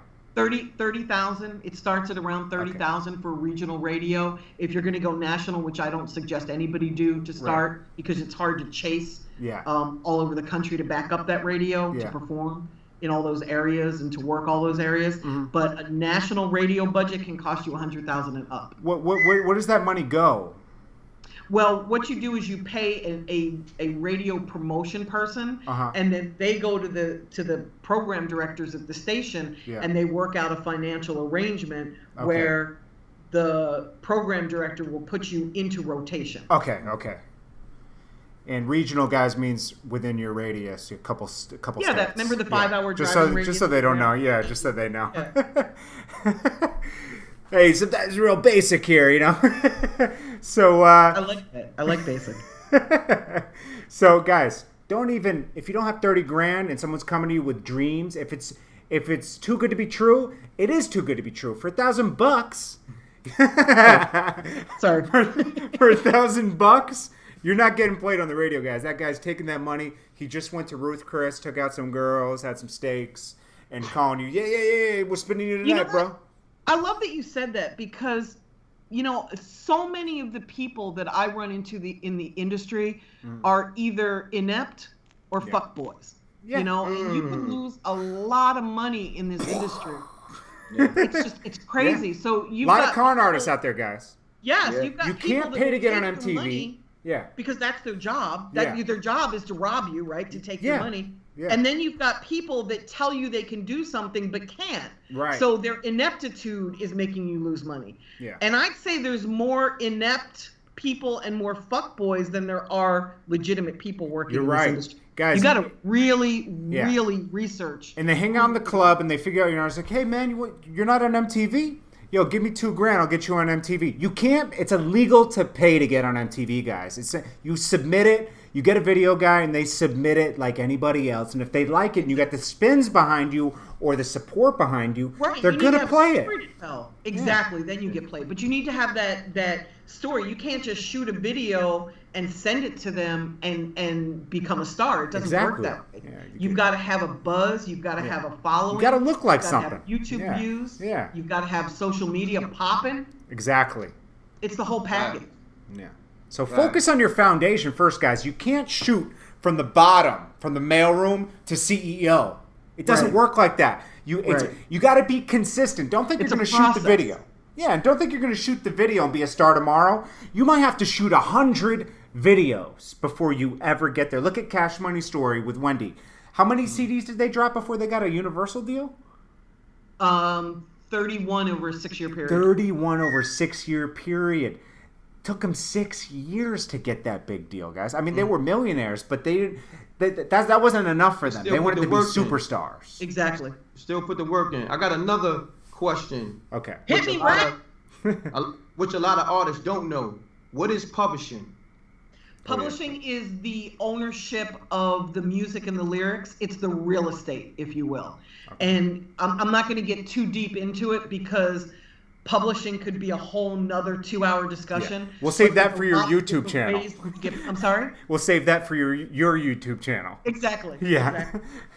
There's a lot of different ways that you get paid from publishing. Mm-hmm. So it's something that you really want to read about. I was in this industry for 5 years before I really, really understood publishing. Right. So it's not something that comes easy, but Donald Passman has a great book, Everything You Want to Know About the Music Business. I suggest you read that, whether you buy it, steal it, download it, whatever you got to do. And Wendy has a book too, guys. Wendy has a book out there too. I do have a book. I wrote a book. The number one question I'm asked is how to get a record deal. So I wrote a book about it, even though I don't think you should get a record deal. Right. But it's a great book to read because I tried to be unbiased and break down the different types of deals. I talk about why a label would want to sign you, why you would want to sign to a label, how to really investigate them. Like, you know, if you're a trap rapper, you might not want to sign to Interscope, which is better at pop music than they are at trap. Mm-hmm. You know, Atlantic does a great job with Gucci and with Bootsy. So you might, if that's your lane, that might be the place that's better for you. Yeah. And hold on to your publishing, right? Oh my God, always hold on to your publishing. Yeah. In all the deals that I've done, I've never done a publishing deal. I just don't. I don't believe in them. I don't. It's worth too much in the long run, right? That's what you get paid for the long term. Exactly. Okay. Right. Now, what do you say to like a record deal that you got to give up your publishing? Like, say for instance, they offer you a deal, but they want, I guess, either 50%. Almost all do. It's hard to get a record deal today without giving up a percentage of everything.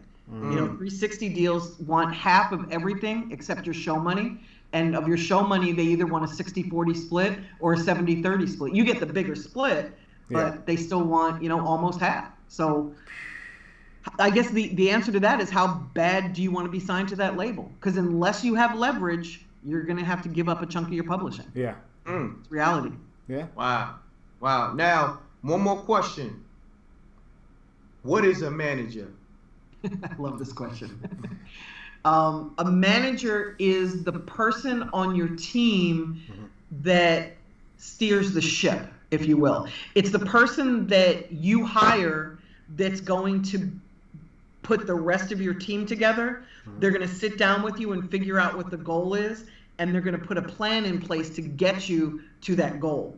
The thing about being a manager, especially in urban music, is that you really need the connections and the experience. And we have this problem in hip hop where as artists, we don't trust other people. So we usually appoint our boy to be our manager. Yeah. And the problem with, you know, the upside to that is you trust him, right? It's your boy. Yeah. The downside is they don't have the experience or the know-how or the connections to get you to where you want to go. So you may do a deal with your friend to be your manager, or even somebody who's kind of bumbling around. I call them bottom feeders. Somebody who's bumbling around the industry that isn't really busy all day, every day working. So they come to your shows and they bump into you wherever you are, and they say, gee, you should let me manage you. Even though they're not qualified, they say that they're a manager, and they went to Kinko's and printed up business cards and Vistaprint and printed up business cards that say manager. But for some reason in hip hop, we don't ask them, well, whose career have you managed? Who have you brought from being absolutely nothing to something? Right. And I don't mean folks that, you know, manage somebody who's already a star. Like if you're managing Young Thug today and you didn't bring him from nothing to something, I'm sorry, that's not rocket science to me. Exactly. Like once it's too easy. You just pick up the phone at that point. Yeah, exactly. So I want to know who brought this artist from nothing to something, you know, and who are those people? And what I always tell artists to do is put together like a dream list. Like, who would you want to manage you? And it doesn't mean that they're going to say yes, right? But at least start talking to those people and see what the conversation is. You know, when you talk to Scooter Braun about being a manager, it's a much different conversation than when you talk to Louis Lump Lump down the street. You know, at least put yourself in position to know what language they speak and what their game is and what they do for people, you know. And I realize it's not like you can just call up Scooter Braun and say, hey, hi, want to manage me? You've got to put a plan in place to get to that level, and you've got to have something going on. Yeah. You know, he didn't just pick Justin Bieber out of a phone book and say, let me help build your career. Yeah. You know, he saw videos and he saw a process of growth for Bieber where he reached out to him and said, hey, I think I can help you. Right. You know, you've got to have something that attracts somebody. A manager gets paid 20% roughly of your income. Mm. So if there's nothing and no way for them to get paid, 20% of nothing is nothing. You're not the most attractive candidate to be managed. Right. So, you know, put yourself in play. Get as much going on. Do what Jordan and I just discussed about investing in yourself. Yeah. Build your social media. Build your content online. Have a reason for somebody to want to manage you. And don't be too quick to jump into bed with the first person that agrees to manage you. Yeah. Get a real manager. They have to be qualified. Oh my God, yes. Yeah. They have to be qualified. Do you have any other questions? He's an artist, so he's got the best ones. Yeah. Yeah. That was I think it's my a great three, start. my top three. I mean, I could go on and on. I could go off the top. Well, let's save it for another conversation because you know we can get into that. I want to get into the last two things real quick. I mean, they're quick, and then we could wrap this up. Now, as far as this stream is concerned. Wendy Day, she's starting her own YouTube, guys. I'm assisting her start it, and this is going to be everything you need to know about the music industry. Like, if you have questions, she's going to how often do you think you're going to upload, Wendy? A couple times a week, 3 times a week, or? Yeah, probably. Maybe twice a week. Yeah, she's going to break it into chapters. It's going to almost be like reading a book. I know a lot of you guys don't like to read, and you like to watch. I mean, that's just the thing now. You like to even listen to the news, which me and Rec do, okay? So, basically, you're going to get something from Wendy 3 times a week, probably Monday, Wednesday, and Friday. She's going to drop chapters like a book, and it might be a 300-chapter book, guys. I mean, there's a lot to know, you know, publishing. That could be broken down probably into 100 chapters on its own, right, Wendy? Yes, it could. I still don't understand publishing myself, okay? And yeah, it took me years. Like, that doesn't surprise me, Jordan. It took years to understand. Just when I thought I understood it, I would learn something else and be like, oh, my God, I know nothing. Yeah. It's just it's the ownership. It's where the money is. So you got to learn it. Yeah. Well, and when people sell their publishing, publishing has something to do with the songs you write. The ownership of the song. Yeah. Yes. Yeah, because they might not be clear what is publishing. That's the songs you write, the lyrics you write, the music you compose. The ownership. And guys, when you hear someone do real estate, you can rent it out or you can sell it. It has value. Yeah, and sometimes there's an upside to selling a portion of it because they can collect it for you. Yes. You might be leaving a lot. Admin deals. You could do an administration deal and have somebody collect it for you, and it only costs you 10%. Oh, that's a better deal, guys. Go for that one. If you sell it, they own it forever. Yeah. So yeah, guys, do the administration one. But you got to have leverage to do it. You know what I mean? Everything is leverage. You got to build your buzz. So rappers can do a beautiful admin deal right now. Okay. Mm-hmm. Beautiful. Trill Sammy, not so much. Right. You got to really have a bump and buzz. So guys, we're gonna link Wendy Day's new YouTube page. Right now, it's This Is Wendy. Wendy Day, right? This is Wendy Day. We're gonna change it to something else, but that link is still gonna work. I'm gonna link it below so you can start subscribing to her, and that I'm gonna link the first one, but it's still gonna work. And we'll have her back on next week, maybe to answer some questions that you guys might have. I'd love that. That'd be great. A quick update. You know, we'll update you guys. And thank you so much for joining us, Wendy. I appreciate it. No, thank you. And don't hang up on me right away because I still have one more thing to ask you after we get off the end of the broadcast. But Rec, man, amazing information on your side. Rec, good job building your brand, dude. Like, thank you. Forbes DVD, killing it. Like, I'm in awe. Appreciate that. Thank you. Really impressed. I didn't do it myself, so shout out Doggy Diamonds because I never like to take full credit. You know what I mean? Right. Yeah. So, Good for you. Yeah. Good for you. Definitely. We definitely do it collectively. You know what I mean? Thank you. Awesome. Nice. Well, thank you for all the insight, Wendy, and we look forward to talking to you next week. Yes. This is Daily Hip Hop with MREC in Jordan Tower. Every day, reporting hip hop news and giving you the latest interviews and insight. We're giving you guys gems here. So make sure you tune in.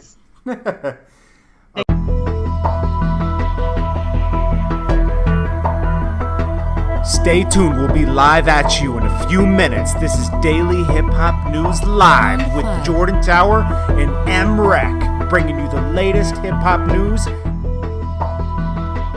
Oh, well, guys, we're here. We are here, guys. What did you think about that broadcast? Rec. You? Yo, Rec, can you hear me? Can you hear me, Rec? I can hear you. What's happening, my guy? Let me get your audio in here, okay? Give me 1 sec. Guys, we're in here. What did you guys think about? Matter of fact, hold on. I gotta plug up. I took the mic off. Hold on, damn. Oh, for real? No, don't worry about it. Let's just vibe for a second. Okay, you there? Rec. Yo, yo, yo.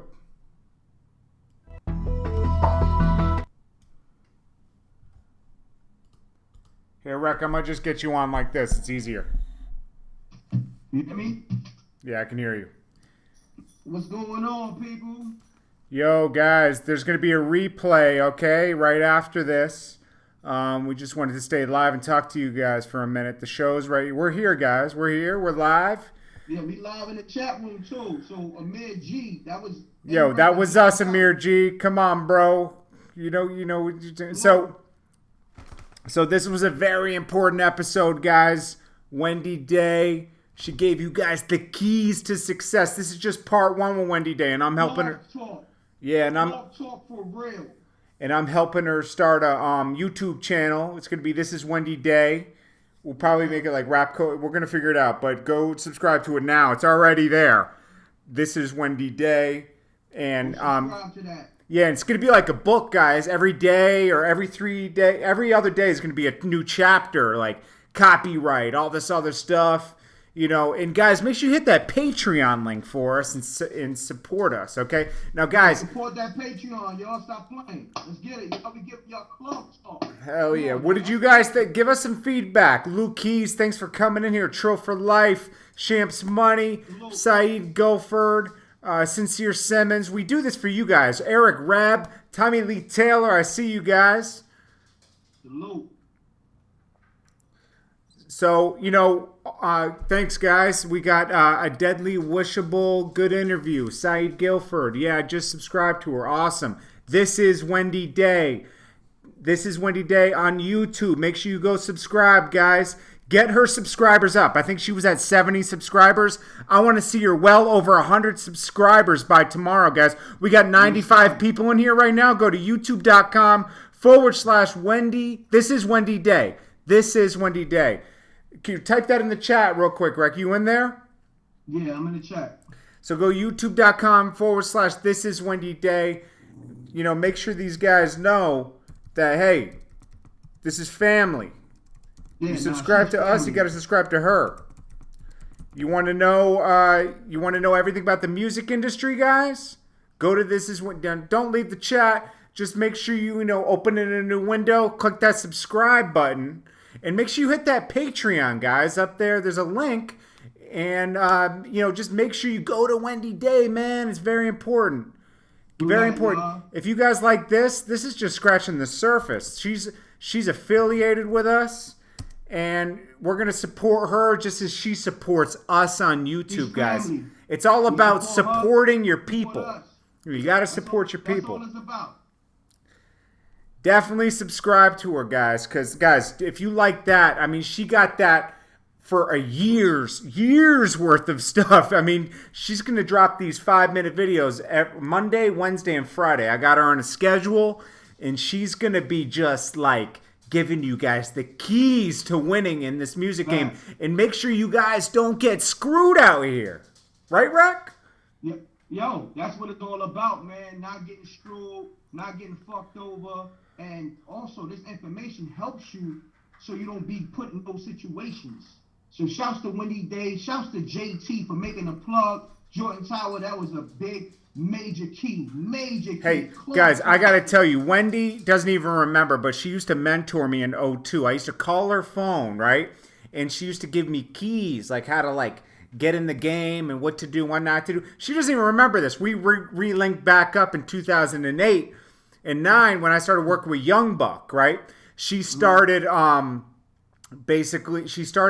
noticed that someone said that publishing stuff is confusing. It is, and she's going to get into publishing. She was like, we're going to have to talk about that another time because that's a whole nother podcast. With a video cast. We're doing live video casting. We're going to call this live video casting, right, Rec? Yes, sir. I mean, we changing the game, man. You know, everybody's podcasting and all that. Salute to that, but we live video casting. That's what we doing. You know what I mean? We can still go podcast, but we're gonna get it live. And then for the people who's into the podcast, we give them that on the SoundCloud. You dig what I'm saying? Hell yeah. How real are we, guys, to come in after this and just come in and just chat with you guys? I mean, we fuck with you guys. You guys support us. We're here for you. This is like family right here. You guys tune in every day and watch us. You know how much that means to me and Rec? We get amped all day. Man. Hell yeah. In my heart. Y'all tune in every day and y'all put them chats in the room and all that. That right there means a lot.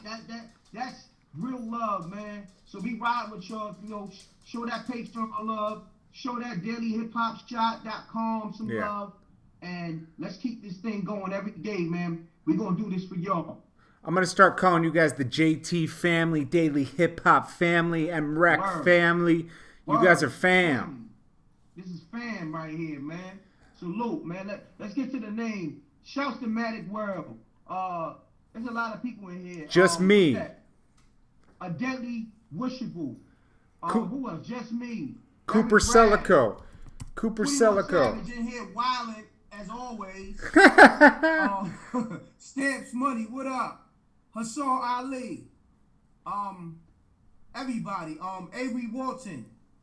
Yeah, Cooper. Shamps Money. What good? I can't get the last name. Pipeline TV. What up? Pipeline. Trill for Life 23. What's happening, Jays?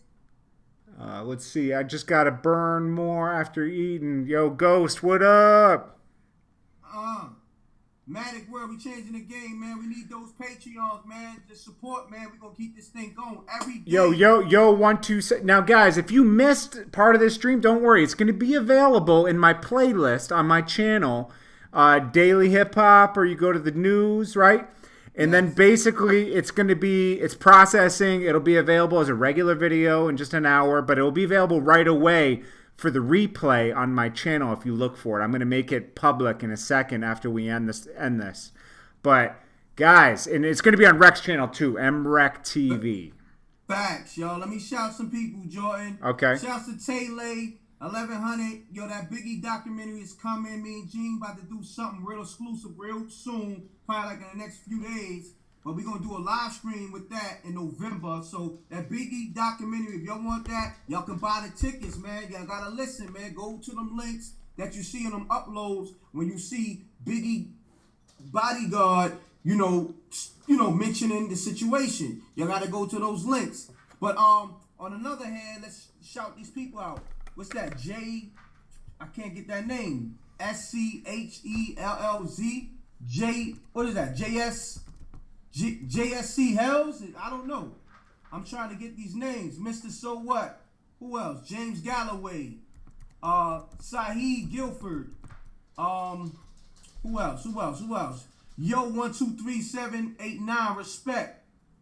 You're looking for the truth. What's good, bro? James Galloway, what's good? What's happening, y'all? What's popping, Jays? James Galloway wants the guide to building a poppin' YouTube channel. That will come in another stream, guys. You already know. Tay Late, man, I got you, man. Lock in the MREC TV, subscribe. You know what I'm saying? Like, hit that link, man. The last Diddy former bodyguard video, just the links is there, man. Just hit that link. Eric Rab, what's good, bro? Who is this guy Hassan Ali? He's somebody that you know, bro, for sure, for real. Hey, man, I shouted him out, so it's all good. A deadly wishable. What's good? James Galloway, I see you, bro. Matic World, what up? Oh, he trying to get his Twitter on. Come on, man. Drop that Patreon, man. You know Yo, yeah. Make sure you guys support on that Patreon. Make sure you subscribe to Wendy Day, right? Subscribe to Wendy Day. Get them gems. All day. This is how you can support us. I'm putting the link up right now. You can go to that Patreon, or you can go buy a t-shirt at the Daily Hip Hop Shop. Exactly. You know, support us, man. We support y'all. So would you we giving y'all that clothes. Oh, yo, someone said get Turk. What's up with that Turk shit, Rex? Rex talking to Turk right now. I'm speaking to Turk right now on the text. You know what I'm saying? So the homie saying we looking good for tomorrow. So y'all gonna Thursday. Have a great show tomorrow. Again. Tomorrow, we're going to do it tomorrow or Thursday. We'll figure it out. We figure it out. Guys, what do you think about Zoe Dollars? Guys, what do you think about Zoe Dollars? Do you think Zoe Dollars would be a good interview or not? Let me know. Let me know. Why not? What's the song? How the song go? Run for the money, run. Run for the money. I'd play it, but they would claim the whole damn video if we put the song in. They take all our subscribers. Magic World said nah. Yeah. People don't really know Zoe Dollars like that. He just put up what did he put up? Song too old by now? That song's not that old. Zoe trash. Nah. I like Zoe. I think he's a nice guy, man. Nah, that song is Zoe Dollars. He's damn, what's the name of the song? Check. Shasta ran. You know, Shasta ran. Ransom? We got history. Yeah, but Ransom wouldn't bring anybody in here. I love Ransom, but nobody knows who he is anymore, guys. Let's be honest. Shasta ran. You know what I mean? Yeah. He just needs to get his. Ransom. I would have to get. Yo, Amir, this was us in the chat. Amir, stop telling people that we're fake in the chat. That's whack. I fuck with you, Amir, for just being here, but stop telling people we're fake, bro. That's crazy, bro. We're in here trying to chat it up with you guys, and you're calling us up. You're trying to say we're fake. Nah. Mm-hmm. Right? Exactly. Now we here. Amir, just support, bro. I told you, when I get the crown next to my name, that's me. If it didn't have the crown, it is. I could have swore to God it was fake. Yo, bro, I promise you I wouldn't let someone fake my name in the channel. Trust me. See what that stand for, y'all. Rhyme plus hustle. It's all good, Amir. It's all good, Amir. We fuck with you being here. Champs Money. What up? Eric Rapp. In here, man. G, it's all good, homie. Yo, who heard my dog bark during the interview? Fucking Jasper was wilding. Started growling and all that. It's all good, Amir. Tommy Lee, what up? Shit. I think ATL is better. You think so? Because they support, right? Yeah, these New York DJs, they think they bigger than rappers. Someone said when Meek Mill hit that ooh on the song. That was a great interview. Thanks, Amir G. Appreciate that. Salute. Young M.A. and A Boogie for interviews, I'm telling you. Well, I don't know Young M.A. or A Boogie, so we got to work on that. We're going to work on that P&B Rob. We can work on that. You know what I'm saying? 21 Savage. He's a savage. Yo, stop calling my dog sexy, bro. Yo, pause. That was a boy, too. JD, you need a small mixer. What is that? Oh. I got a mixer built in here, but, you know, you guys, you can't mix things. Rex in Brooklyn, okay? I'm in Atlanta, and then Wendy Day is an unknown location, okay? We're pulling it off, trust me. Talking about mixers and all that. Shit off, man. If you guys, okay, if you want me to get a little mixer, Eric, go to that Patreon link, all right? I'll send you how to support us. We can get more equipment, but like, how much are we going to invest in something that doesn't make any money, guys? You got to support us. You know, we got, what do we got, $122 in there right now, right, Rick? Yep. Champs Money, what up? Salute. Eric, it's just, we're trying to just make the best of what we got, man. You know, we invested in cameras and fucking mics and all that shit.